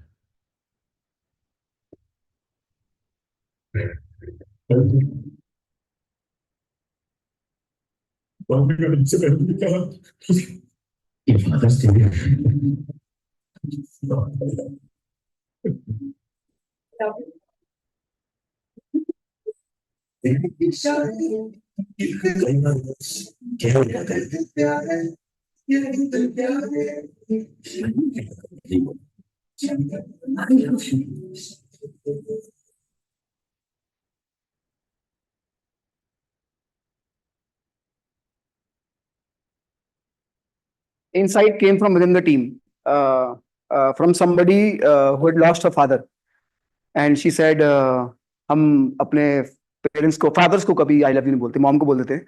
And we inquired within the team. Even the women in the team don't hardly say it to their dads. Said, "This is the film. We have to do it." And we wrote this film in house. Great traction. Apart from that, we gave this "I love you, Papa" bags free with every order, so that you can buy us a gift. The whole idea of doing this is to be relevant across events. Zomato and now Zepto is all about finding more excuses for the brand to make you use the product, because the product has so high retention that if you use the product few number of times, you are a customer for life. Great traction. So you can get everything in 10 minutes. Beautiful product. You just have to try it. You have to be hooked to it. Let me put it bluntly. You have to be hooked to it. So I can find multiple excuses for you to try this product. Time you'll get hooked. 2018 mein, when I used to go on field and meet restaurants, they said, "No, I don't want to be onboarded on Zomato." क्यों? क्योंकि हमारे यहाँ तो food delivery चाहिए नहीं होता. वो office से बंदा आता है, घर जाने से पहले बिरयानी उठा के घर जाता है. World has changed. Similarly for quick commerce now. World is changing, world will change, will continue to change. So the products which have high retention, high customer lifetime value, CLTV, you just have to do more trials, right? FMCG में होता है trials, more trials lead to more. कुछ seconds रो में सो रहा है, बड़ा interesting बनाता हूँ. Okay, Zepto turns 3. Now this is something very interesting. We were thinking of, yeah, this was now again the heavy on events. Idea is to make people aware of the events and give them more excuse. But Zepto is turning 3. Is it even, who cares about Zepto turns 3? Nobody cares. We are turning 3. We are celebrating. So, मुझे क्या मिलेगा? Right? That's the insight.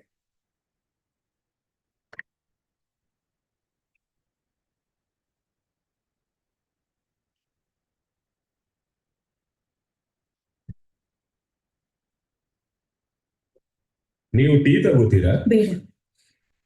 ನಾನ್ ತಗೋತೀನಿ. ಈ ತರ ಎಲ್ರನ್ನೂ ನಂಬಾರ್ದು. ಅಕ್ಕ, ನಾವು ನೋಡಿ ಮನಸ್ಸು ಮಾಡೋರಲ್ಲ, ಸುವಾಸನೆಯಿಂದ ಕಂಡು ಹಿಡಿತೀವಿ ಕೆಟ್ಟದು ಯಾವುದು ಒಳ್ಳೆದು ಯಾವುದು ಅಂತ. ನಾನು ತಗೋತೀನಿ. ಗ್ರೂಪ್ ಲಿಮಿಟೆಡ್ ಲೇಬಲ್ ಆತ್ಮೀಯತೆಯ ಸ್ವಾದ. बोला डांस को दिखाओ बेटा, भी बोला जरा कमर हिला बेटा. मैंने बोला था मुझे क्या मिलेगा, मुझे क्या मिलेगा, मुझे क्या मिलेगा? बच्ची को पढ़ा दे, मुझे तो बता दे, अबे पास तो करा दे यार. मैंने बोला था मुझे क्या मिलेगा, मुझे क्या मिलेगा, मुझे क्या मिलेगा. इससे बड़ी मेरी गाल नहीं गड़ी. अब तेरी बोला पैर तो दिखा बेटा. मैंने बोला मुझे क्या मिलेगा, मुझे क्या मिलेगा, मुझे क्या मिलेगा. वैलेंटाइन्स का डे यार, मैं चिल कर रहा था रे. मम्मी बेटा इसके लिए गिफ्ट कर ले. मैं बोला था मुझे क्या मिलेगा, मुझे क्या मिलेगा, क्या ही मिलेगा मम्मी. बच्ची पे भैया delivered with a smile. Sir birthday sir, थोड़ा फिक्स तो करो. मुझे क्या मिलेगा, क्या मिलेगा नहीं सर, पूछो क्या क्या मिलेगा. ज़ेप्टो के थर्ड बर्थडे पर क्रेजी डिस्काउंट के साथ सबको रिटर्न गिफ्ट मिलेगा. मिलेगा मिलेगा.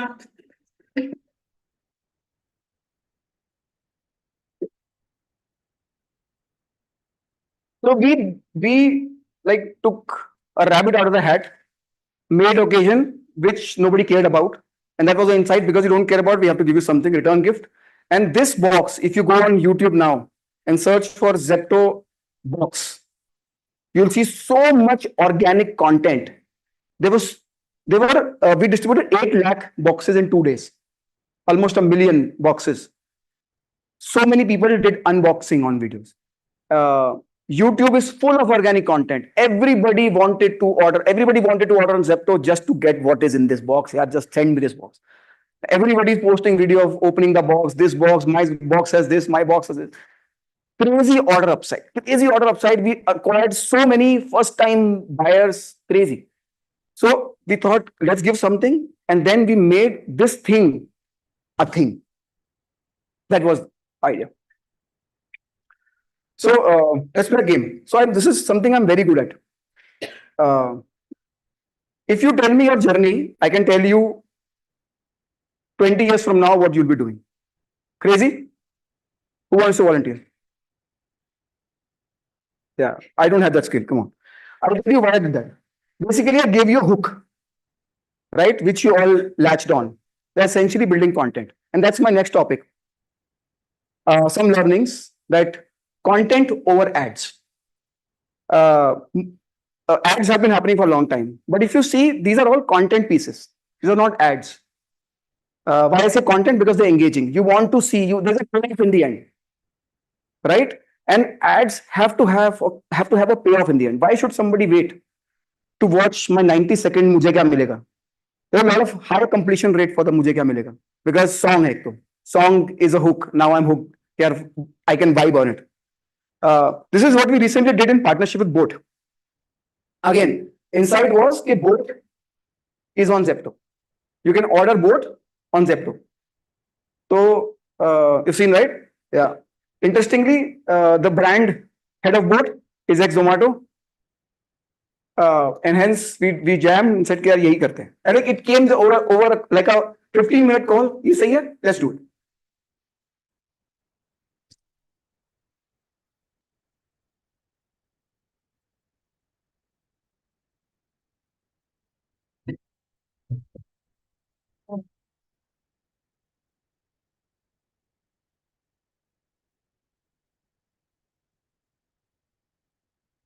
ये विस्टा के बजट में YouTube प्रीमियम खरीद लो।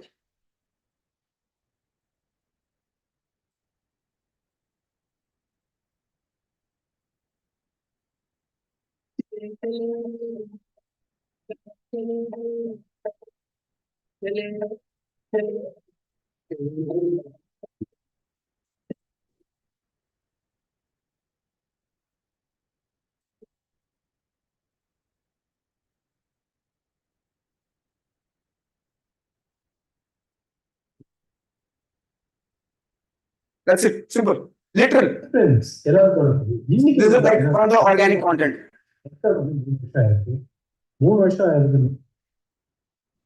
So yeah, how it's the landscape is changing is that content over ads. This is some of the copies that we. So this is recently from a Jaipur launch. This is our bag, and these copies are city specific. I did something interesting. Saiba and I did. It doesn't happen anymore though. The love is lost. Till about 2 years ago, if you order food on Zomato, you get a tape on your food. That tape had regional language, which said one thing: "Kal kya mangaoge?" Prior to this, it always used to be order online on Zomato. But मैंने तो कर लिया ना. Tape तो तब आया ना जब मैंने ऑर्डर कर लिया. अब क्यों बोल रहा है ऑर्डर ऑनलाइन? मुझे पता है ऑर्डर ऑनलाइन करते हैं भाई. So we changed, कल क्या मंगाओगे? And it was done in every regional language. Every state will have every regional language. So again, content. This is what I keep saying: print outdoor is dead. A lot of brands do it. Zomato still does it. Zepto also did it till very late, but we're not going to do a lot of it. And I'll tell you why. Professor Bhagatullah was here. He talked about he doesn't know Zepto. He doesn't use Zepto, doesn't use Zomato. How many of you read newspaper? Okay. I bet only 10% of you will continue to read newspaper 2-3 years from now. You're reading newspaper because you have interview prep coming up. You will stop using newspaper because it takes time and you will be doom scrolling on Instagram. So, and like 5-10% of the audience actually consumes. And this is my TG. You order food online, you order groceries online. Actually, my TG doesn't sit with people who read newspapers. It's there, I'm not generalizing. And print costs crazy. If I have to do a print ad, front page, Times of India, across cities, 10 cities, it will cost me 1.25 crore rupees. I can do so much on digital with 1.25 crore rupees. It's a choice, trade-off. So I'm not in favor of, unless outdoor I can still live with. I'll tell you why. Because doing an outdoor ad, you can actually do outdoor for just 2 days. Why? Let me give you an example. Remember this? This happened after I left Zomato, so I'm not taking credit for it. But this is a case study. Why do you think this worked? Why do you think this will work even if it's there for just 1 day? And 1 day hoarding will just cost single-digit lakhs. Even the most poshest of places, you pick Western Express Highway in Mumbai. Put for a day, it will cost you single-digit lakhs, max 2 hoardings. Why does this work? Even if people don't click, there are meme agencies who can seed it. You don't have to find people to come across it. You can hire people to say that they came across this and then get their distribution. Right? This will cost only few lakhs. So if you're doing hoarding, do hoarding for the prime objective of it getting online. So hoarding not in the real sense, but hoarding from an online social media point of view. Copies have to be such that get virality, or at least try to achieve virality. You can't guarantee. This got really popular. This was day after Ranveer Singh's Bold Care campaign. And we saw Ranveer Singh's campaign. We had not planned it earlier. We saw Ranveer Singh's campaign. By evening, this went live. We talk to Bull Care. Hey, we have an idea, want to execute, and they got do it, execute, done.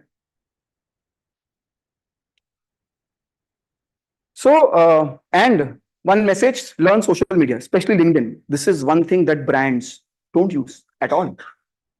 Zomato uses to an extent, but no brand today uses LinkedIn. And LinkedIn works with a simple logic. If you like a post,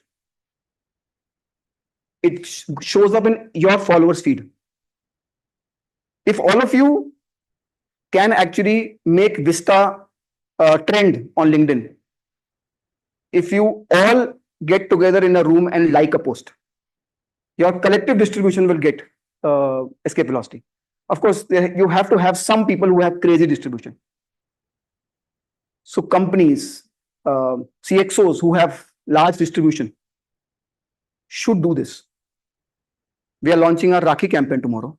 Rakhi Crate is going to go live tomorrow. And we're going to try to achieve this LinkedIn playbook tomorrow.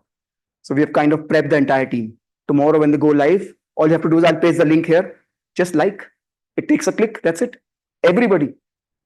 3,000 of us have to go like at that right opportune time. And those who are engaged can just comment on it. Crazy playbook, no? And this is something very interesting. This is, as a marketer, echo chamber is something that a lot of marketers do things to please themselves. Has no impact. Creative agencies are notorious for it. They just want to win awards. No business impact. Echo chamber is, मैंने कुछ किया, मेरे LinkedIn में मेरे सारे team ने share कर दिया, वो मुझे दिख गया और मुझे लगा वायरल हो गए. और सोशल समोसा मैडम मार्केटिंग ने शेयर कर दिया, मुझे लगा wow. Lot of brands. I don't know if you recently remember Swiggy Instamart on a conveyor belt products. Right? Classic echo chamber. Very few people saw it. First of all, you have to be at the airport. It would have costed them a bomb actually to execute it. So why did they do it? So that the marketer can go back to the CMO. Brand manager can go to CMO. Crazy, no? Crazy किया ना? हाँ यार crazy तो था. Belt पे तूने product चला दिए. Wow. धंधा क्या आया? पता नहीं. And did not get very viral. So this is something that I do every session. Some lessons that I've learned in life can help you. This is random gyan. By the way, gyan se yaad aaya, film mein you saw Ankur Bariku. We just pinged him. Can we use your footage? And he was sweet enough to say, go ahead. He did not ask for money for it. Extremely sweet. And we were surprised. We were actually had budgeted to use because we wanted to. The whole idea of that Father's Day was that the universe is conspiring to give you signals, so you must do it. Like a Nike, just do it. And so, who else? Like we have to have Ankur Bariku there. So we wrote to him. Said, yeah, go ahead, use it. Cool. So this is what my favorite is. Work-life balance is a myth. When you're graduating from your college, work your ass off. This is something that Saiba and I always disagreed on. She's a great time manager, like crazy. Like I can learn loads from her. And I'll tell you something. She makes a list, and if that list doesn't get finished by evening, she starts shaking. She gets restless. She has to move things around. So she knows what she needs to finish in a day, and she'll go crazy to finish that. I don't do that. But work-life balance is a myth. Work your ass off, honestly. And I was just talking to Saiba this afternoon. I asked her, do you still follow that? And she says, yeah. I said, on an everyday basis. So she works hard for like 15, 20 days, 3 months, 2 months at a stretch, and then takes a vacation. So now her work-life balance is defined as work for 2 months, break for 1 week, something like that. At that point of time, what I want to tell her that her work-life balance then was work every day, have life balance in the evening. And when you say work-life balance, what are you balancing life with? Work is life, right? That's what I feel. Anyways, don't be, and I'll tell you why. When you grow up, you'll have a lot of opportunities to be one. 3 big opportunities in my life. Big step-ups in my life post my MBA. 2 because of one guy who pulled me ahead. and who I reported. So I reported him in company A, then I joined Zomato. He followed me in company in Zomato, but I was not reporting to him. But he made sure that I get two big opportunities that came at Zomato. And he kind of put in the word because I had reported into him. Third big opportunity at Zepto, you know who pulled me in? The guy who reported into me at Zomato.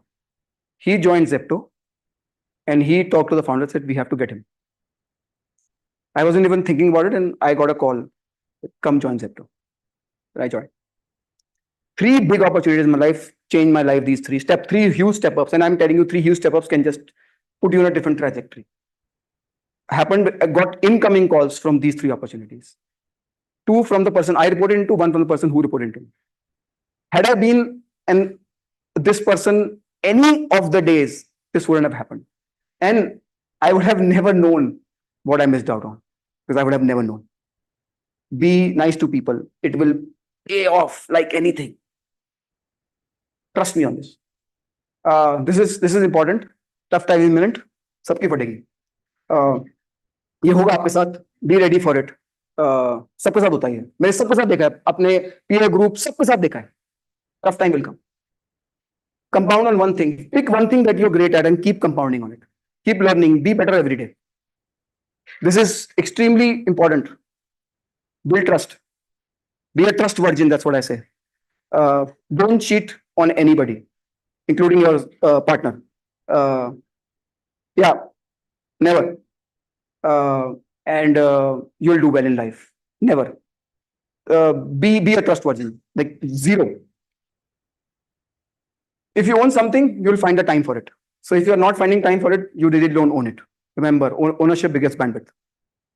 If you came saying, but I don't have time for this, you don't want it hard enough. And this is take stress. Performance to stress is an inverted U. As the stress adds, your performance increases. But you should know where to draw the line and take a break. But don't say, no, this is too stressful. Take stress. Try to reach that point where you are operating at peak performance. Don't compare. Always remember that while you look up to people, there's always who's jealous of you. Somebody who's jealous of you. So don't compare. Live your life. And minimize regrets. If in life you come across a decision, do this or do this, see if which one will become big and you'll regret taking it. For example, should I invest in markets today? What if they never correct? What if the Sensex goes to 1 lakh? It can go to 60, yes. But what if it doesn't? So operate with a regret minimization framework. Yes, it can go to 60, but you go to 1 lakh for sure. That I'm sure. It can go to 60, it can go to 55. 50 chalo. But it will go to 1 lakh for sure. So no love loss. But what if it goes to 1 lakh? You'll never enter the market. You'll always be sitting outside. So operate from minimize regret, you'll be right more number of times. Why I joined Zepto was similar, because I saw Zepto is doing very well. If I don't take it, I might regret it. Immediate decision. Regret minimization karna life mein. And this is how I say the end of this is the last slide. Way to thank me is 20 years from now, if anything changes your life for good, LinkedIn me, message me on LinkedIn. Said, you said this, I won't remember it for sure. I'd be very old by then. But message me on LinkedIn that you were there on IMB, Vista. You said one thing that changed my life. Thank you. That's the way to thank you.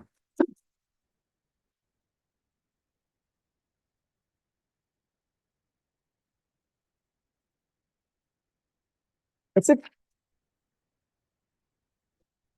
What is it? That's it. That's all. Yeah. So, sir, how to thank you? So, first of all, it was a great and inspiring session and really fun. I hope you all had fun. So, thanks a lot, sir. Welcome. And just as a small token of appreciation, I would request our Chief Coordinator of Vista Organizing Committee, Shreya Srivastav, to come on stage and present a memento to sir.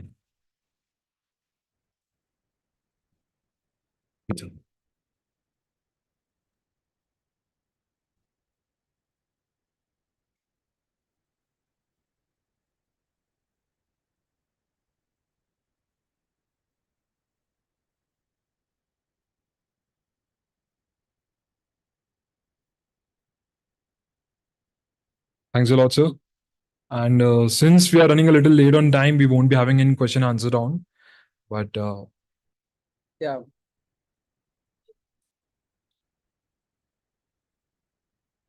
I, I, I can stay for 10 more minutes, but I have to rush for the flight. But I'm happy to take questions outside. okay. Come on, come on. Thank you so much, guys.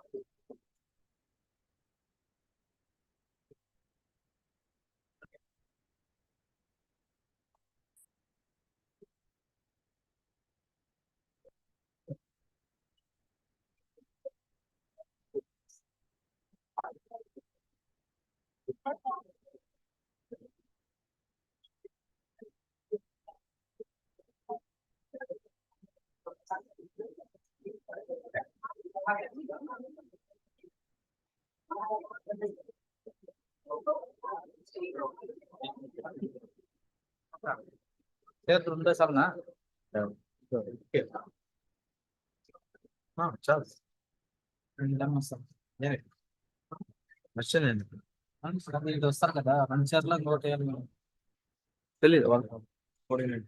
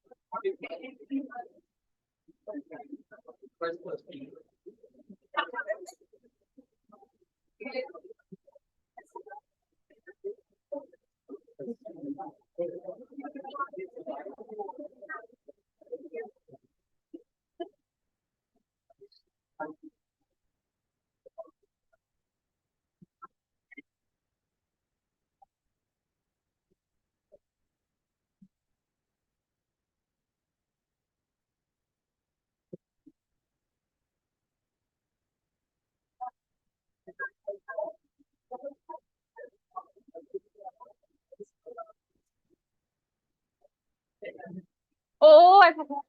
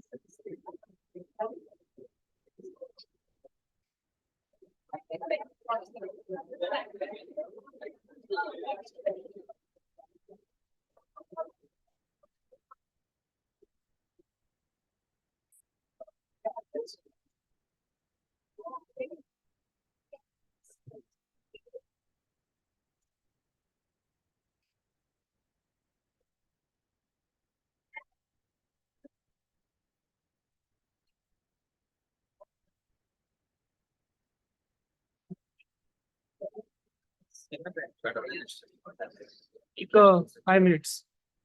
Yes. I will be there only. Control room. Okay.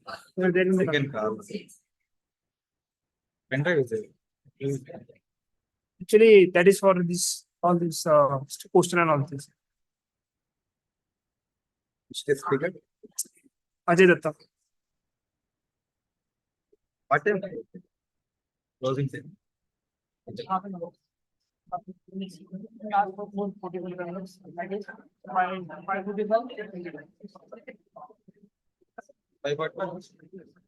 is the last I think it will last 45 minutes. So by 5:45. From morning 10 to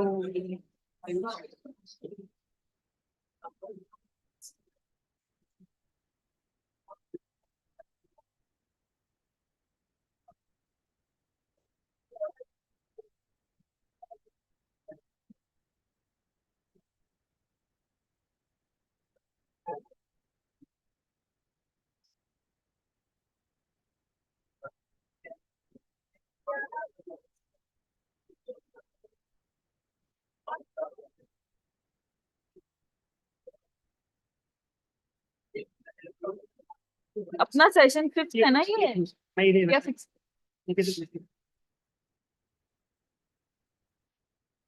अभी देखो ये वाला होगा अभी जोड़ thanks ये हाँ ये तो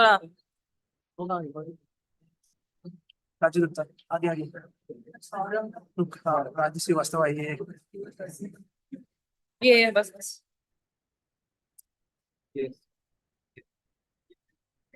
अब इसको डायरेक्टर आगे सही है ना very good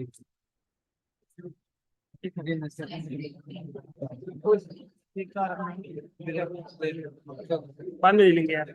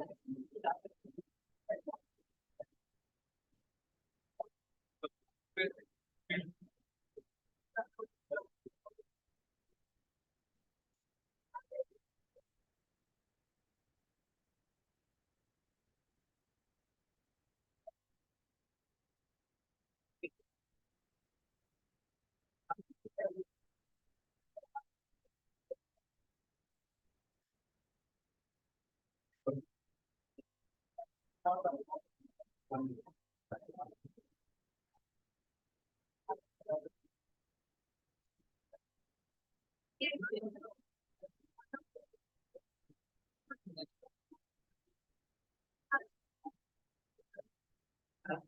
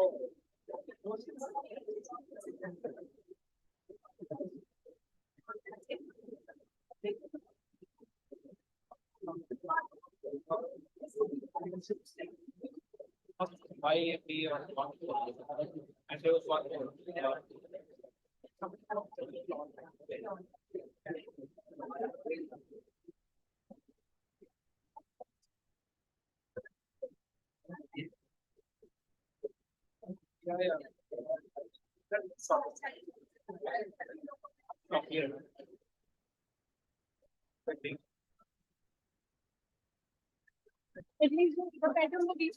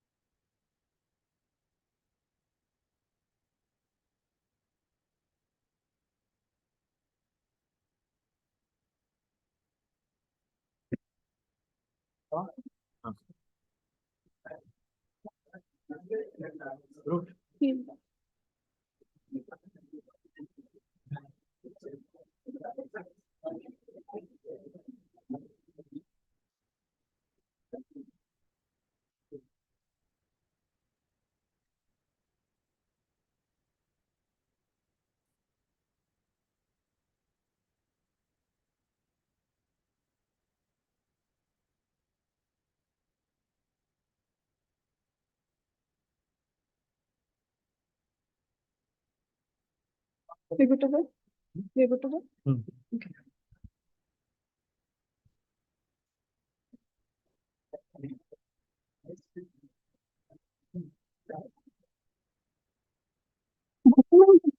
Isn't out here. Having this today of AI in India, present and future.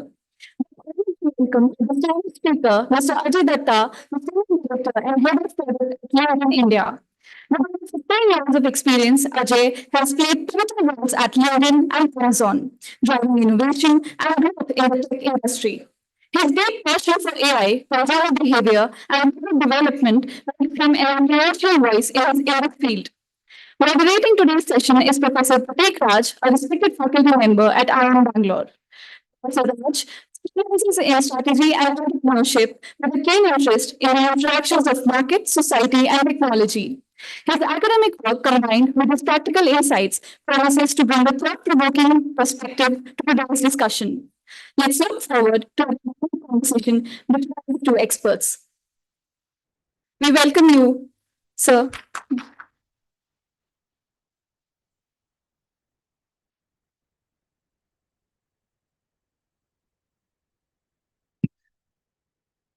Hello, Ajay. Thanks for being here. And thanks to everyone for being here as well. So, Ajay, thank you for, first of all, inviting me. It's a privilege to be at IIM Bangalore and to see a bunch of you guys in Packed Auditorium. I was telling Prateek that during the times when I was in B school, which is way back, half auditorium full and then people are like sending out these emails. So the auditorium is not full. I'll get people in and all of this. Hopefully, this is for interest and thank you for being in. Hopefully, this is useful time. So Ajay, you mentioned to me that you came 5 years ago in this event, and then can you tell how things have changed based on 5 years ago and now? Like, how has this industry changed? How has your work changed? It would be good to start from there. Yeah, so I think 5 years ago, I came to give a talk at Vista on, I think it was a similar topic. It was something to do with social media and the evolution of social media at that stage. And if I recall, like we talked about three things, right? Which is what's the impact of social media on community, and then how privacy is going to be a very important part of it, and how still aligning what's your true north of how to develop your platform is going to be the most important way to think about it. The underlying message in that talk was this advent of AI and how you're going to be using AI more and more to build and expand our social network. I briefly talked about creator economy, and then how privacy is going to be a very important differentiator going forward.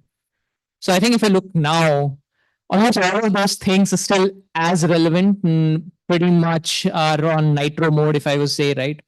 AI, I think there's this seminal quote, you always underestimate in technology or anywhere else what it'll actually overestimate what it'll do in 5 years and underestimate what it'll do in 10 years. I think with AI, we have probably like changed that. Like I probably estimated what's going to happen 5 years from now. We are in the age of Gen AI, opened up a brand new set of possibilities. And I feel like this is just the advent of what's going to come the next 5 years. So in many ways, AI is going to be the thing.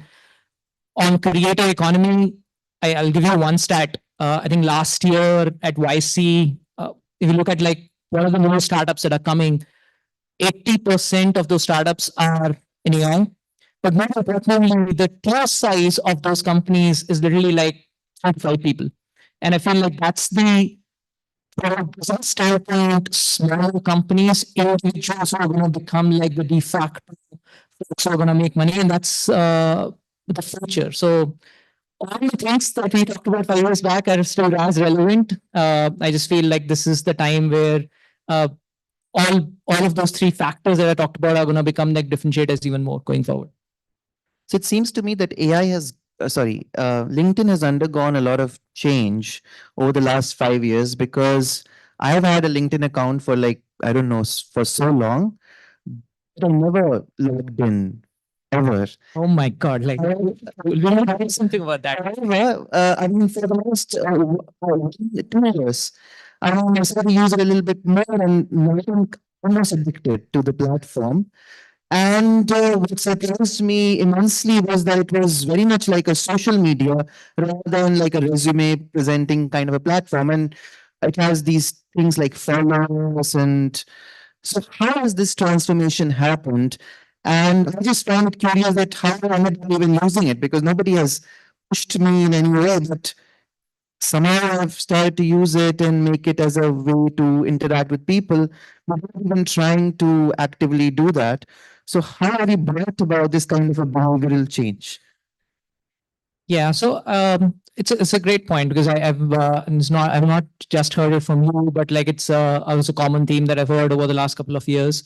Uh, if you think of LinkedIn's original genesis and our vision, it is to create economic opportunity for every member of the global workforce. For the longest period of time, when we thought of economic opportunity, we've thought of it in terms of like how can you give a job, and jobs is one thing which became synonymous with LinkedIn. And then there's also the aspect of network. So you think of jobs not as a active hiring opportunity, but you thought of it in terms of like, okay, who are the people that you need to connect with in order to get this particular job? But as you can see, if your entire platform is primarily focused on those two set of activities, that's important. But economic opportunity in my head is much more than just figuring out a job, right? A lot of it is about how businesses work.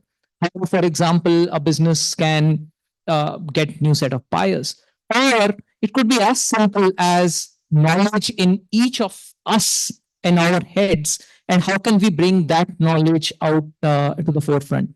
So over the last few years, literally, and the culmination of it, you're starting to see now, we've been doing a very intentional effort of how we can get people to start sharing knowledge on the platform. What I mean by that is when you open LinkedIn, the Blue app, when you open the feed, you'll start seeing a bunch of people who are posting what's relevant to them from their industry. Now, this is a classic start problem because if when you start something like this, nobody's going to post anything. So you need to start immediately. That whole process needs to start.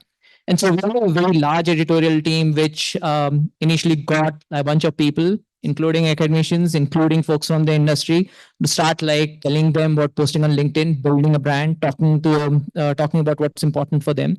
So we started a trend there. And then what tends to happen is this herd effect of social networks, right? Like when you see a bunch of other people doing it, then you go ahead and start doing it. And we've been very intentional in how we have grown this, and now it's happening on its own. So that's the one difference.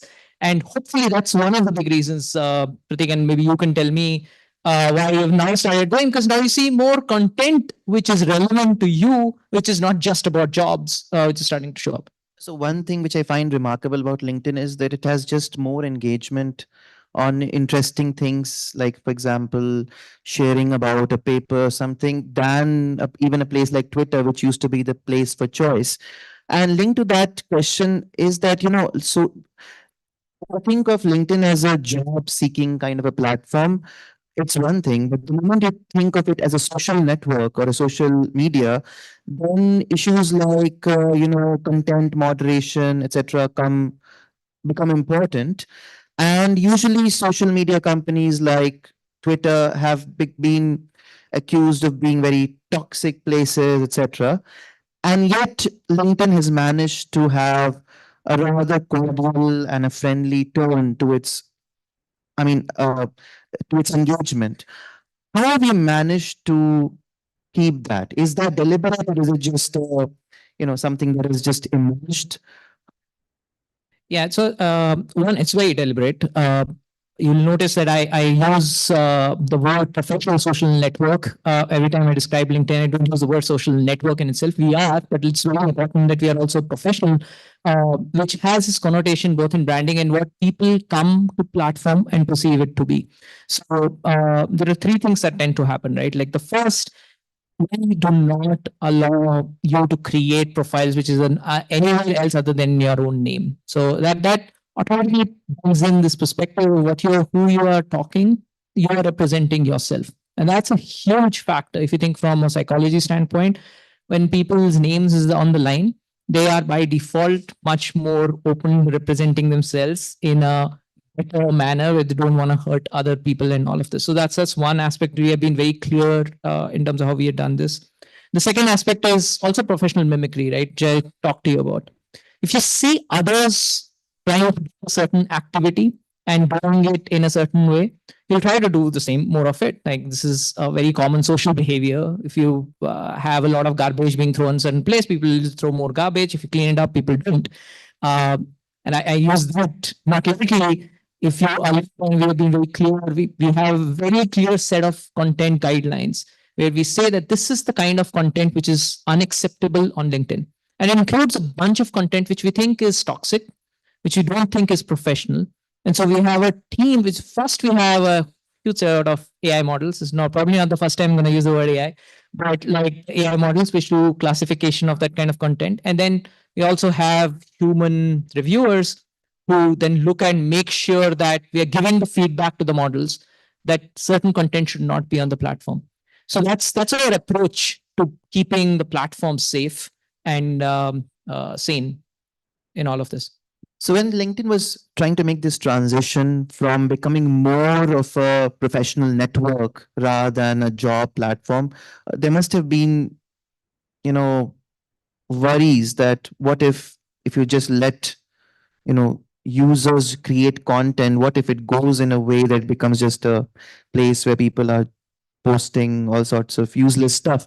Was there ever such a concern for you when the business was undergoing that transition, or it seemed like a natural transition for LinkedIn? Yeah, so obviously when you go into the user-generated space, there's always going to be this notion of like, okay, what people can post anything and everything on the platform. So that's where it goes back to being very deliberate about how to build the product and what you enable in the product, right? So that's where those choices which we made, LinkedIn never had the concept of anonymity. And trust me, like it's been the hotly debated topic, right? Like, because when you bring in anonymity, it also enables more conversations, by the way. And then there's a legitimate use case for you to have anonymous conversations at work because you can bring out like more diverse set of point of views. But we also said like there's also increase that we can drive something like that. But we also know that like there's also going to be a lot of toxicity that will come with it. So you have thought about it, that what would be the consequences of anonymity? It's not that you've just taken it for granted that. No, so I see. So this is, by the way, what like is product building out about, right? So very clear intentional strategy which you're going to pursue, and not all of those choices are going to lead to best form of engagement, but like maybe that's fine for us. And so that's like one approach. But to another point, like we also have been very clear about what kind of network growth that we are looking at, which is how we had an editorial team, which is the first for any kind of a network or social network out there, right? Like where we very clearly hired some of the people from Fortune and like some of the business publications who curate a certain kind of content, and then people realize like this is what is acceptable on the platform, and they post more of that. Let's move to the question of what is in everybody's mind, which is AI. So how is AI shaping LinkedIn? One, but before even that, I mean, sometimes when people think of AI, we think of generative AI, and it's as if it's been there just for the last 2 years. What has AI been there in LinkedIn from before? And how are you using it in your business? Yeah, so I think this is like, and then I'm not going to be the first person to say this, but AI has become this very common buzzword in the last couple of years. And for good reason, it's this, we're very thankful to OpenAI and a bunch of companies who have made it a common lens in conversation. But pretty much every platform was using AI. When you think of pattern recognition, when you think of how we would recommend who to join, how we would recommend who to connect with, these are things that were invented. Like, for example, people you may know, which is kind of the standard practice in social networks, years back. right? Like we have the patent for it at LinkedIn. And so that is AI being used. What's happened now, of course, is that like generative AI introduces the notion of language understanding, which is far more accessible for a common population, as against a very problematic way of pattern recognition, which is where AI was before. And that's why it has become such a dominant term. But AI has always been at the forefront of any tech company. I think we have just now gotten a much bigger tool to utilize and expand on its usage. So you are a product management at your core. So what does, given in this AI age, what does your, how does it change your, the way you do business or the way you think about your work? So I think of it from what we are trying to do, envision at LinkedIn, right? Which is to create economic opportunity for every member. And so that's the end goal. I think of AI as a tool to help everyone achieve that aim. I think what's going to happen very clearly is that the way of work is going to change. There is no doubt about that. We also know that we're going to have certain jobs eliminate. But I feel what's likely going to happen is a lot of jobs are going to change. In fact, our own studies, if I recall correctly, is somewhere around 68% of the jobs that exist right now by 2030 are going to be more AI-centric jobs. The way I think of from a LinkedIn perspective is how can we help members navigate to that change, and what is the way we incorporate AI in our product to help that. A very simple example, I hopefully for this class or this group of people to drive home. When you think of like a job, I think of it like, you know what, there's a job, I'm looking for a job as product management in X company or Y company, and you go ahead. Hopefully, LinkedIn does a pretty good job of recommending you. I know sometimes we don't.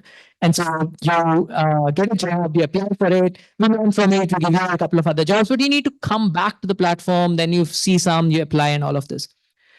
AI should, with longer contextual understanding, I should automatically be able to know that like Prateek is looking for, hopefully not go to another, as an academic in another college, but like if you are at any given period of time, you'll just state your intent that you're looking for, let's say, algorithmic understanding or a place where I can actually learn algorithmic trading, for example.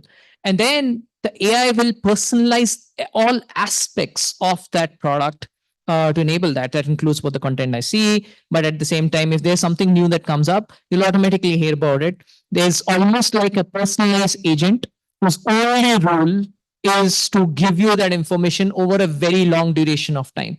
So let's suppose 7 days later, there is something new, which is an event that is coming up. I know that's what there's intent of yours is known. That agent is going to tell you this is an event which is happening at Stanford. You should totally go because X and Y, who are the leaders in the space, are there. So I feel like this longer contextual personalization is where AI can be super useful, and that's where we're going. I'm presuming that this kind of personalized assistant via LinkedIn is probably not very far away. I mean, it should not be. I mean, I'm presuming that this could be a product that's on its way on LinkedIn sometime sooner than. I mean, what is the timeline in which you think something like this is going to happen? So we are experimenting with something like this already. So if you, but in a very siloed way. So if you look at LinkedIn today, we have an agent which helps you summarize and to send you in mails around it. We also have an agent which gives you more information about like a certain content. These are very early days though, because it doesn't have the best way I think about any AI model that exists today and like the surfaces in which it exists. It's a very time-based model. What I mean by that is that you just ask a question, it gives you a response. You need to then ask a follow-up and gives you a response. It's if you have a strategy, it's a turn-based strategy game. Not all of good games are good, but that's not the game you play usually, right? You play a very long-term game, which is I am thinking when I know this is an intent. All the time when I'm like next few days, I'm always thinking of consuming whatever is the important stuff on that intent. I'll always have access to it. I'll make a mental note of it. AI is not there yet in terms of just this aspect of things. That's where we want to get to. So that's one of the areas that we are thinking of, like how can we create a longer contextual personalized experiences. So we'll see all of that pan out over the course of next few years. I'm a product manager, guys. I'm never going to give you a timeline like quickly certainly in this class, but like it's an area where we certainly will see more products happen on LinkedIn.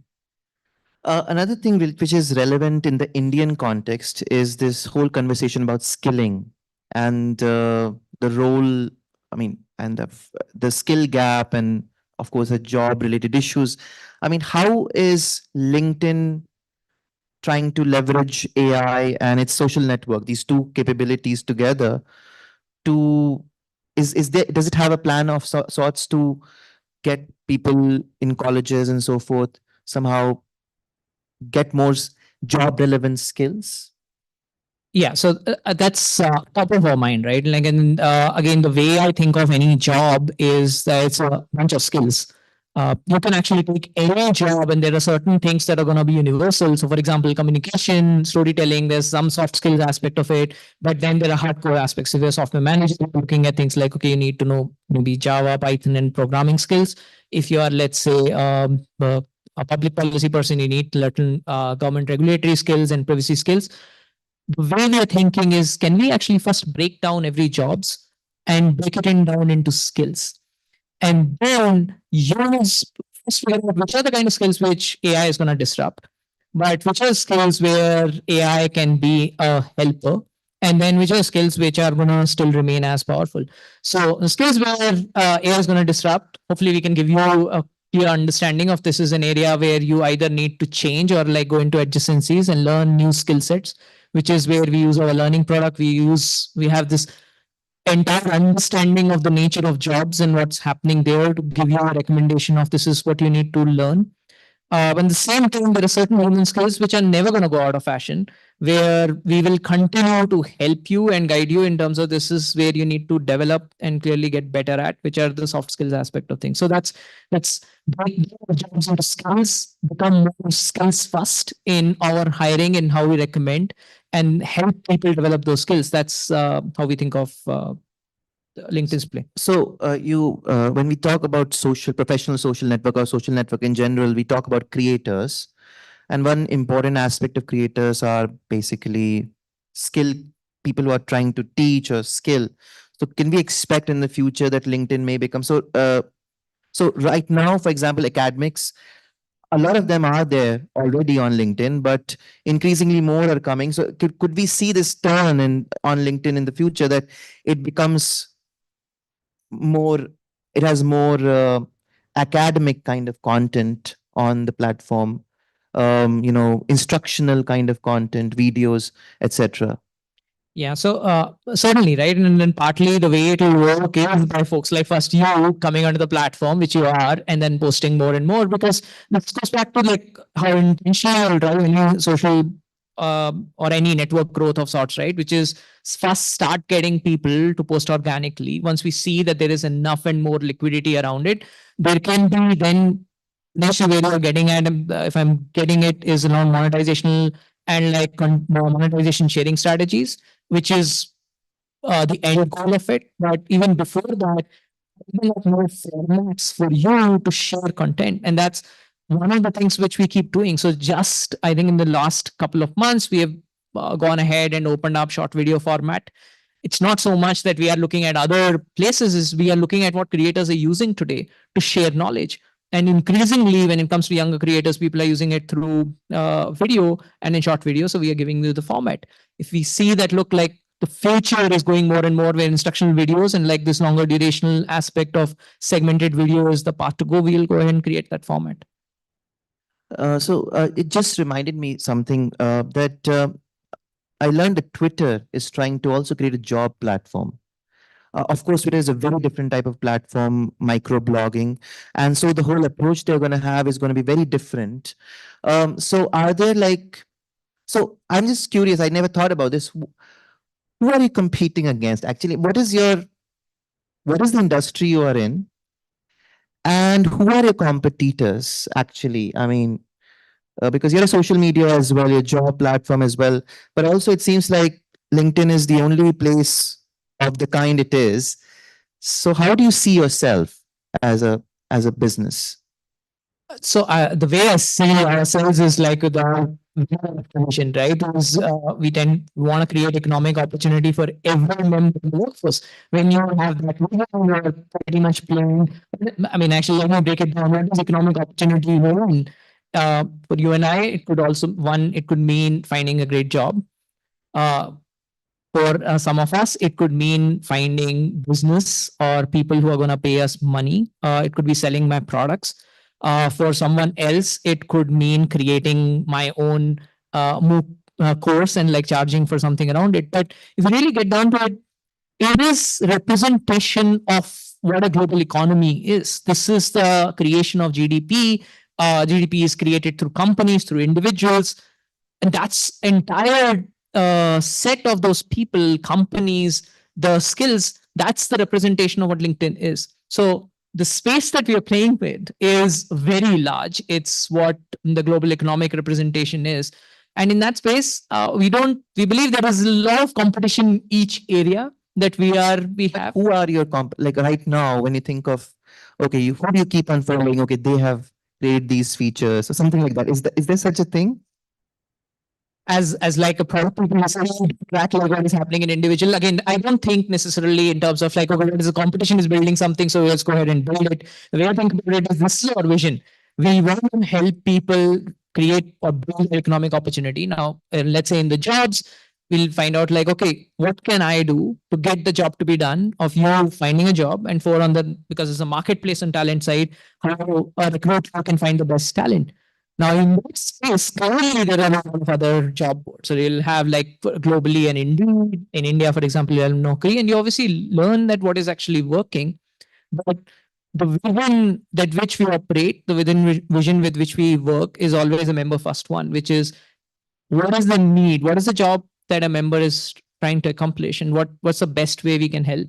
And we learn from the market. We learn from competition. We learn by talking to users. And that's how I look at competition. So you were telling me that you have taught here at IMB as well. Can you tell a little bit about that? Like what kind of lectures have you taken, and what did you teach? Yeah, so I have as well an association at IMB as like literally the last time in Vista. So Professor Raghunath, who teaches strategy, invited me once for taking a LinkedIn case.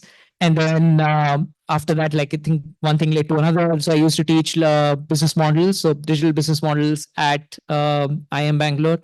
I still, for some of you, if you are in the PGP course and whenever he offers the course around models, so there's a case on LinkedIn, we'll still come over and teach that. Beyond IM Bangalore, in one of the other colleges that I won't basically talk about, it's clearly not in the same league. It's like it's there. It's like it's in somewhere in the west part of India, somewhere northwest. As you said it. I teach a course on growth hacking, which is how do you grow from 0 to 1. And would you? I mean, I wonder if our audience really over here knows or understands completely about what or how LinkedIn makes money actually. So could you just help them understand a little bit in a brief way that what is the business model, and why did Microsoft think that it was worth $26 billion? I mean, that's a lot of money for a social network. Why do you think that's the money that it was valued at? Yeah, so the way we think of LinkedIn is use the word also is like it's a digital representation of the world economy. The way I think about it is like you have 1 billion members today on the platform, around 140 million in India alone. We have almost 35 million SMBs, close to 70 million companies worldwide on our platform. Almost every single university that you can think of is present on the platform. And so that's the core data layer, which is already present. And then on the back of that, we have 3 different businesses that we enable. So the first aspect is the marketplace of talent, which is people who are seeking jobs, and then people who are hiring for those seekers. That's been one of our oldest businesses. That's the classic.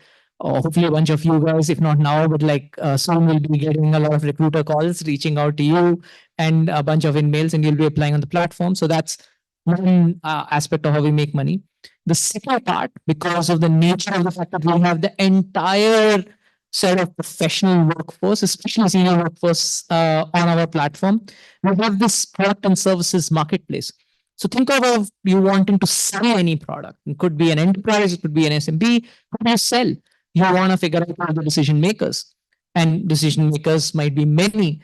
Which is the platform where you can actually reach out to and figure out who are the decision makers? How, if you are a marketer, how do you go and advertise, especially in a B2B context? LinkedIn enables you to one market and to sell. So that's our product and services marketplace. And the third aspect of it is the knowledge marketplace, which is all of us have something to contribute to each other, which is by posting, which is by interacting and commenting. That's the third marketplace. Now, each of those marketplaces can be monetized. The first one is by charging recruiters. The second one is by advertiser growth or by charging sellers. And the third one, in many ways, is the status and the credibility aspect by people, let's say, buying a premium subscription because they want to basically stay in touch or what is in knowledge or building credibility for themselves. So those are all aspects through which we monetize. And those are three different marketplace businesses that we run on LinkedIn. So before I take questions from the audience, like how do you think LinkedIn is going to be 5 years down the line? Like what are because it has already gone.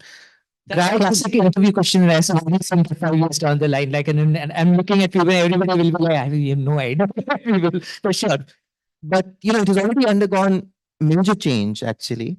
And do you think that you are was that change a strategic change? And are you going to take more strategic changes, or is it more like, okay, now we're headed in this direction and this is what we are? So one thing I will say that we are very strong and steadfast focused on our vision. It's a term that I don't use lightly. We want to be focused on economic opportunity. Our vision is everyone in the workforce. As I'll admit without initiating, we are right now only operating in the upper echelons of white collar professionals.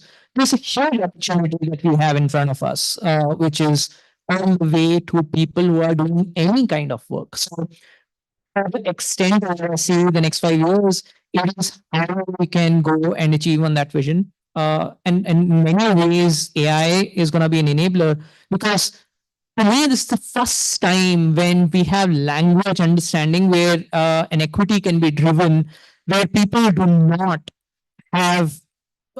In the past, I think the biggest challenge that we always had was, like it's English, or I just don't know what is the kind of content people are going to interact with. But now more than anybody else, you can contract in any language that you think of. I have a much better understanding of content, but also your profile. And so I can personalize it in a much, much better way. So my hope is that 5 years later, when we talk of LinkedIn, I certainly won't be talking 1 billion members or 140. I'll be talking by any estimate, the total workforce in the world is 3.2 billion. In India, it's probably 400 million, actually 800 million if you include everybody. And we will be talking at that scale. So I want to be talking at that scale and coming and telling you that we are creating opportunity for everyone in that workforce. So you want to have higher penetration and you're going to use AI and maybe it becomes more multilingual as a platform, more inclusive and for a variety of other people. Okay, so multilingual is one aspect of it. Like I feel like language certainly helps, but I think the bigger thing is I think just from an AI perspective, one of the biggest things to look out for is this multimodality. If you guys have been following OpenAI, most of the language models are very text-based models. So essentially the way it consumes input and the way it actually looks at it is based on text. We get to the stage of audio and with video.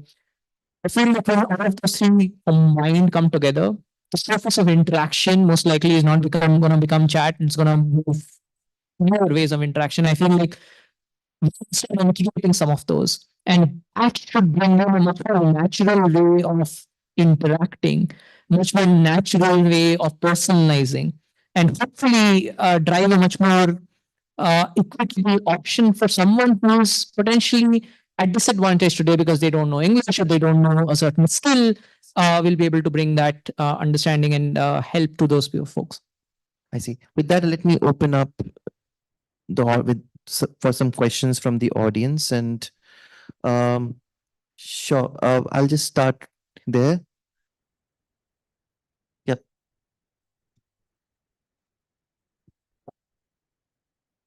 So you said about the contextual AI and how AI will understand us and work as our agent. So there's also red bells that privacy, that AI will learn about us. It might predict our moves. It might predict what we think. So how does this work out in the long term? Is it government regulation needed or private side only?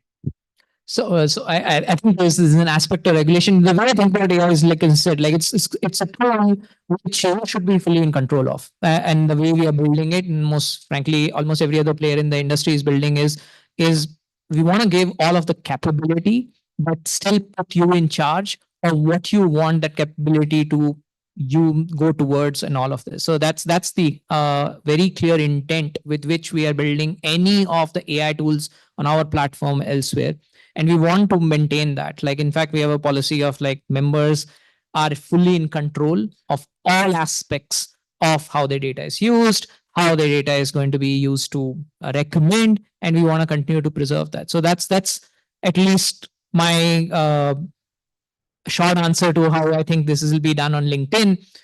We are, I think, a broader question of like, what, over a period of time does AI get to know and like understand everything? So in which case, what my life becomes? Look, I think we tend to underestimate, this is my personal view, of like what we as humans bring to the table and where AI is right now. As I was just talking to you, like, think of how this exchange is happening and just this particular thing, right? I'm looking at Pratik, I'm also looking at like certain cues. And so there's a knowledge transfer which is immediately happening, based on which I'm tweaking my response. I'm like changing this fast pace of energy efficient understanding is not something that AI is capable of at all right now. It's a very turn-based basic model. So whether we'll get there, well, that's where everybody is going towards. But we are hopefully very far, we are far away from that. Even if we were to get to that something of a stage like that, I feel you will have the aspect of we as humans have dominated this world, because this is what we have. We bring in certain creativity. We want to basically bring certain tasks because we want it done certain way. So that creative aspect of what we are optimizing for in AI, I feel like is going to be more of a helper, but it will not become the doer of those. And hopefully that's the part where regulation in many ways will also help. And we are not waiting for a government to regulate. We are already part of, and LinkedIn is part of this whole cartel of, I mean, shouldn't use the word cartel, but like a bunch of companies who are trying to figure out like how AI is going to be used, which is like Microsoft, Meta, and all of us are come together to figure out like what's the right way of building a product. And you can actually see this. Elon talks about it, Zuck talks about it, everyone, in terms of like we understand the risks here, and so we are going in eyes wide open, and that's the way we are looking at it. That just okay. So usually any platform or any website that we have, now we are having verifications. So right now, all of us are sitting over here, we are looking at jobs. How about I turn tables and I want to give jobs? So most of the recruiters, they hire people and it gives them a window of 6 months to validate whether the profile is correct or not. Now, most of the cases, 40% of the cases were fake. So they had to send back the employees. So can LinkedIn help in reducing that lead time and also validating and verification of people? Yeah. So by the way, I think I'll actually put a bunch of spot. Like, this is a problem, or rather an opportunity, which is really top of the mind. Not just because of the reason you said, because that's an opportunity, but also because of the emergent trends. In fact, the question about AI, we will see this become even more relevant when the cost of like producing content with AI is going to come down dramatically. So there's going to be like a lot of fake content. There's going to be fake profiles. And so LinkedIn is at the forefront of one trying to address that. So if you've been playing around LinkedIn, you would have seen us aggressively push you to verify your identity That's at the start of it, because worldwide identity verification is something that we are pushing for free. Unlike some of our other partners or players in the space, we're not charging for it because we clearly know that this is not, it's going to be one of the the foundation layer that whoever you're interacting with is authentic. And then, so we start off with an identity, but hopefully it'll basically expand to all aspects of your profile if you want to. And then once we actually are in that position, that becomes like an opportunity for other things to be done and other businesses to be created. But at this stage, we are coming in from a very clear member perspective. We absolutely need to do it to maintain integrity and to maintain trust on the platform that this is all authentic conversation and authentic profiles. Hey Ajay, hi, this is Atharva. Thank you for this wonderful insights. Now we are in a very difficult economy where layoffs are happening, especially in the big tech companies. So my questions, there are three questions, three part of it. First is, how do you see a shift of, job market or top talents from, top companies to maybe SMBs? Have you noticed that? Second, how LinkedIn is playing part in this, difficult situation, because there are a lot of hashtags, I'm sure, like hashtag layoffs and all that definitely you guys must be analyzing it. So maybe some insight based on those hashtags and how LinkedIn has, leveraged that opportunity. And third question is around the Indian job market. How it looked like after all these post COVID era. Yeah, so you asked three parts, so maybe start from the first one. In terms of what's actually happening in the labor market, by the way, it's clearly a transformation phase, and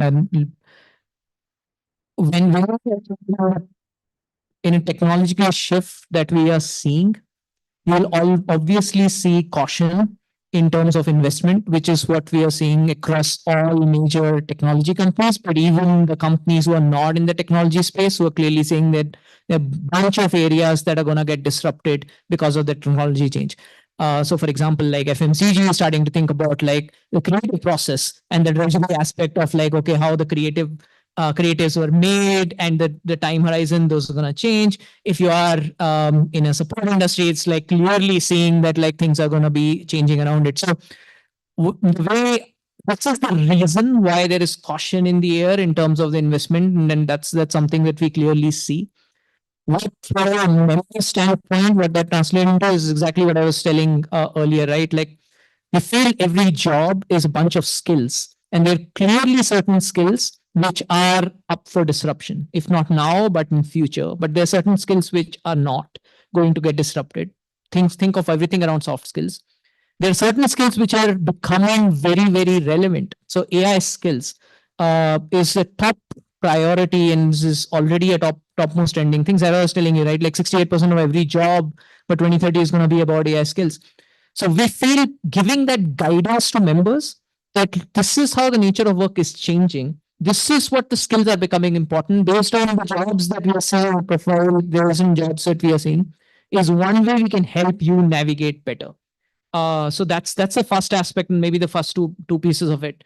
I think India, the only other trend beyond this global trend that I see is we are still very young market. So we are, and it's a huge advantage for us. It's a very, folks are ambitious. They're also aspirational. They are getting into the workforce in large numbers. In fact, Bangalore is, if I recall, like it's the largest market from tech talent. And again, there are like parts of India which are different around it. So the opportunity we feel here is the opportunity of one, how can we get those professionals to drive an understanding of like what are the various job trends that are happening, but also enabling them to earn their economic livelihood through other mechanisms. So for example, there's the notion of creators economy. That's why we're introducing video. That's why we're going down the path of like how we can help you express yourself in various different formats in a professional setting and hopefully create new opportunities for you. So Our focus here is more around this younger set of audiences and like how we can drive penetration, and that's how we are looking at it. Okay. Yeah. Good evening, sir. So, as a fresher college student, how can we make the best use of this platform, like by marketing our ideas or products in this using the AI in LinkedIn? Sorry, okay, I didn't see you. Yes, can you repeat the question? I was trying to look for it while you were talking. So, as a fresher college student, how can we make the best of use of this platform by marketing our like products or the ideas using the AI in LinkedIn? Yeah. So let me qualify that question a little bit as well. Like, what advice would you give to people who are just joining college or workforce who want to use LinkedIn? What is the best way they can leverage LinkedIn? Is it through ideas? Is it through other things? Like, what is the general advice that you have? Yeah, the general advice starts off like the fact a network to do for one finding like really doing any business. So one start off by creating a great profile on LinkedIn, represent yourself well. That's where we can help. Like if we can actually help you draft a great summary for you based on your experience, we can also help you create a great profile which stands out. In fact, if you end up buying a premium, which I highly recommend, it's a status symbol of credibility on the platform. So that's helps recruiters when they are looking at like candidates. So that's one of the things that you can actually do. Beyond that, look, as I said, every one of us have something to share and learn from. So maybe it's the project that you're doing, maybe it's like an area which you're interested in. Showcase that interest. So, for example, if you are interested in I'm making this up, but let's suppose you're interested in gaming and you feel like that's the future that you want to pursue, how are you going to let whatever is the future workplace? If you want to basically create a company around it or join a particular company, showcase your interest by sharing content around it, around your interest area, by talking about what are the gaming trends, by following or by connecting with people who are in that industry. So you will do all of the activities that you would normally do in a friends network, but now in a professional network, and then also express and share your interest. And those are the activities which we know dramatically increase and are best ways for you to find whatever is the opportunity you are going after, be it a job or creating a company out there.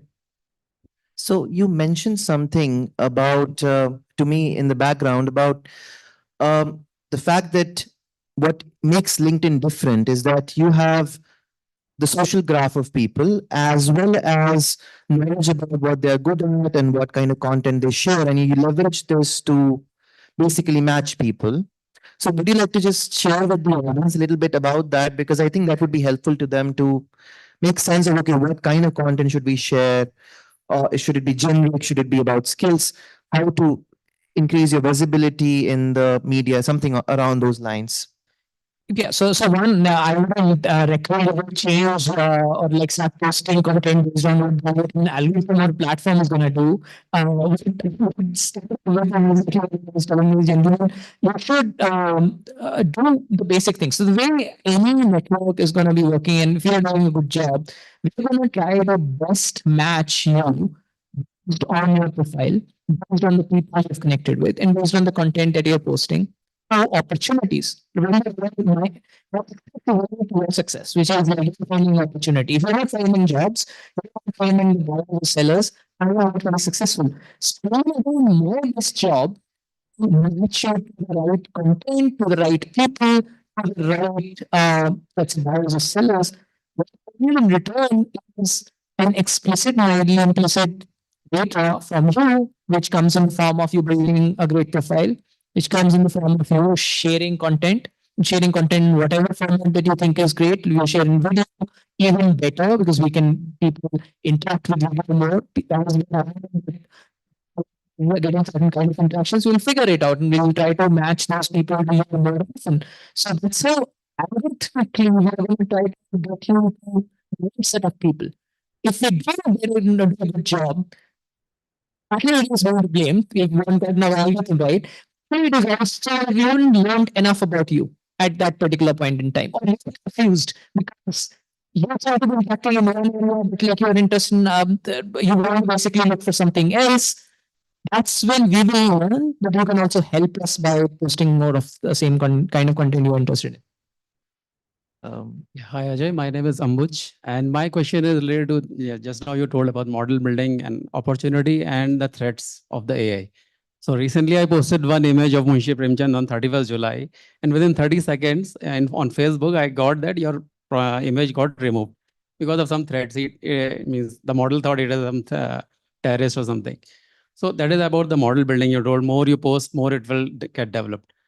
But in many companies, I saw that they are not moving their products to AI because of the threat. They are looking that they will lose their own jobs, and the AI will start taking up their decision making. And so, how will you decide those things and into the LinkedIn to tell people and the client that see this is not for your loss or for your threat. Like the similar thing happened in Hollywood. People started striking, and all those writers. So similar kind of thing. How will you tell that AI is not against you, it is for helping you? Yeah, so I think it goes back to one like like in any kind of technology shift, there is always going to be this whole fire of where things are going and what will happen. I mean, I think immigrant starts I've also said like, the point of this was basically completely the same happened with printing press. It's probably going to happen with AI. So there's going to be changes in roles, and that's given. There is no doubt about it. One, people should have a clear understanding, and that's where we can help and be in the center of like this whole technology shift by telling people like there are certain aspects. If you're in customer support, for example, need to skill, you need to probably go into adjacent skills so that you are differentiated in that space. Like it's very obvious. But at the same time, to the specific question that you're asking about is all aspects of my job, which I said is a bunch of skills I'm going to disrupt it. Certainly not. And that's the part which we very intentionally we can bring out in the product, which is by telling that this kind of skills are getting more and more in demand. Now, when the printing press came out, it's not as if like a bunch of skills came out the picture, which is like, oh, I need people who are writers and need people to maintain printing press, but like, those weren't even the skills earlier. That's the same is going to happen with AI. I don't necessarily is going to be a skill. I feel like this one should be a competition. That's not a skill that's going to remain. But at the same time, you will have other kind of skills in AI. For example, one of the a lot of work which I still see over a longer period of time will continue to happen is, for example, in content labeling, because we are at a very early stage of this change. And so there's going to be a completely new skill which we are seeing dramatically grow up. That's what we can recommend, and you will probably find something around it. So, answer your question about two themes. There's going to be a change. Tell people how it's going to change and like help them navigate it. And second, give them control what aspects they need to upskill, what aspects they can like tweak towards so that there is less fear about what is impending. Let me take one more question. I think we are getting out of time as well. So, hello, good evening. So my question might be relevant for the upcoming future professionals as well. So thing is, many people are particularly users of social media platforms. They are very, think of it like AI anxious or AI wary of their data being used in the AI models or training in these platforms. Just like you have premium plans in LinkedIn, can LinkedIn and other social media platforms develop plans customized to certain users? Like their data, their activity, their interactions won't be used in the AI models of these companies. If I rephrase the question, is a question more about like having control over whether my data is going to be used for training or pre-training a AI model? Yeah. Let's say I'm a user of LinkedIn. I don't want any of my activity or data to be part of the AI models your company might be using. I just want to make use of your platform, but I don't want to be part of the AI models. Can that be done? So that's exactly when I say that we want the producer front and center and in control of how they are going to use their data. That's exactly the way we are building this, where you're fully in control in terms of what profile information you give. And so there are a bunch of settings that we have which you can individually turn off, for example, on your profile in terms of how the data is going to get consumed. So we are exactly operating in that space. Only, by the way, even and this is probably not your question, but like expanding on it, there is a future where I talked about an agent which helps you accomplish a task. The way I think of that agent, maybe you want to become like the chief product officer in future. That agent is going to be fully in control, but as well as what have given it that particular control. So we want to basically empower it where you are completely at controlling all aspects of what kind of advice is doing, recommendations is doing, and turn it off if you feel this is going in a direction which you don't want. So that's a path at least we are thinking, and most likely the industry is going. Can we expect AI controls, AI customized controls? Sure, and it already exists to a large extent, and we'll see more and more as we introduce more functionality. Thank you. So let me ask final question before we end. So LinkedIn is having higher rates of user satisfaction than other social media platforms. I mean, why do you think that is? Why? And do you think that with more and more engagement in LinkedIn, it's going to continue going forward? I said so. And I think the way it is I don't take the trust that we have very lightly. I think there is a quote, you won't trust every day, but you lose it in one day. And I think it's a quote that stays with us every single day of when we come to work or when we are not at work also.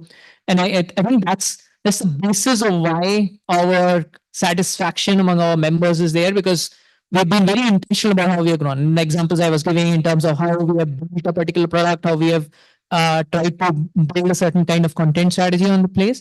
And that's what as we go into this new technology shift, I want to continue to have very intentional view of how we build products and navigate this environment. And sometimes you're not going to make choices which are aimed towards, let's say, high revenue or engagement path, because we feel that's not where we are, or it's where we feel we are going to enable a member trust. We're going to do the right thing. The way I think of LinkedIn is that whenever you visit LinkedIn, you should not consider that this was time well spent, not time spent. The time well spent is very important, and that's the basis of how we build products. Thanks, Ajay, for those thoughts and for giving these insights into.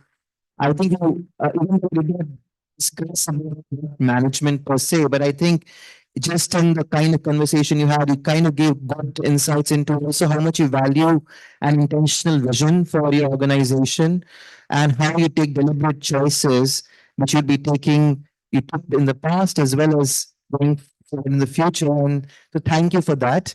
Yeah. Thank you so much.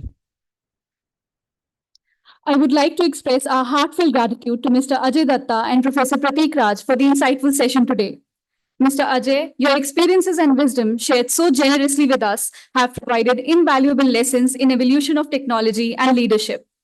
We would like to express our heartfelt gratitude to Professor Prateek Raj for moderating such an engaging talk. We are deeply grateful for the time you have taken out of your busy schedule to be with us and for sharing your knowledge in such an engaging and compelling manner. Thank you once again for your presence and for making this session truly memorable. We would like to present a token of our gratitude to Mr. Ajay Datta. I request Professor Prateek Raj to please do the honors.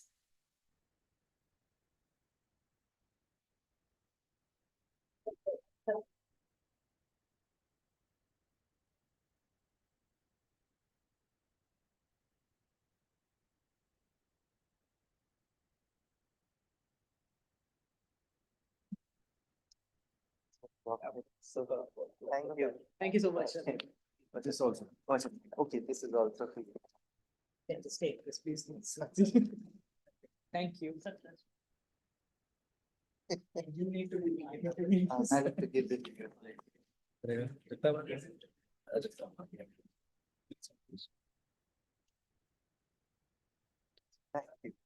Hopefully AI gets rid of this part of the work which I really don't enjoy, like taking an awkwardness all around. So but, thank you so much.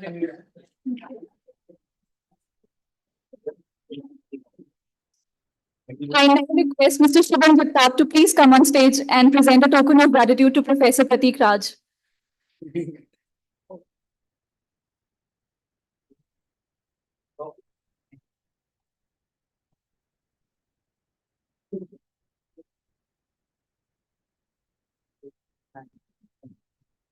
Thank you so much. Thank you.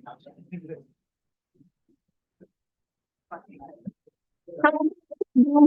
today.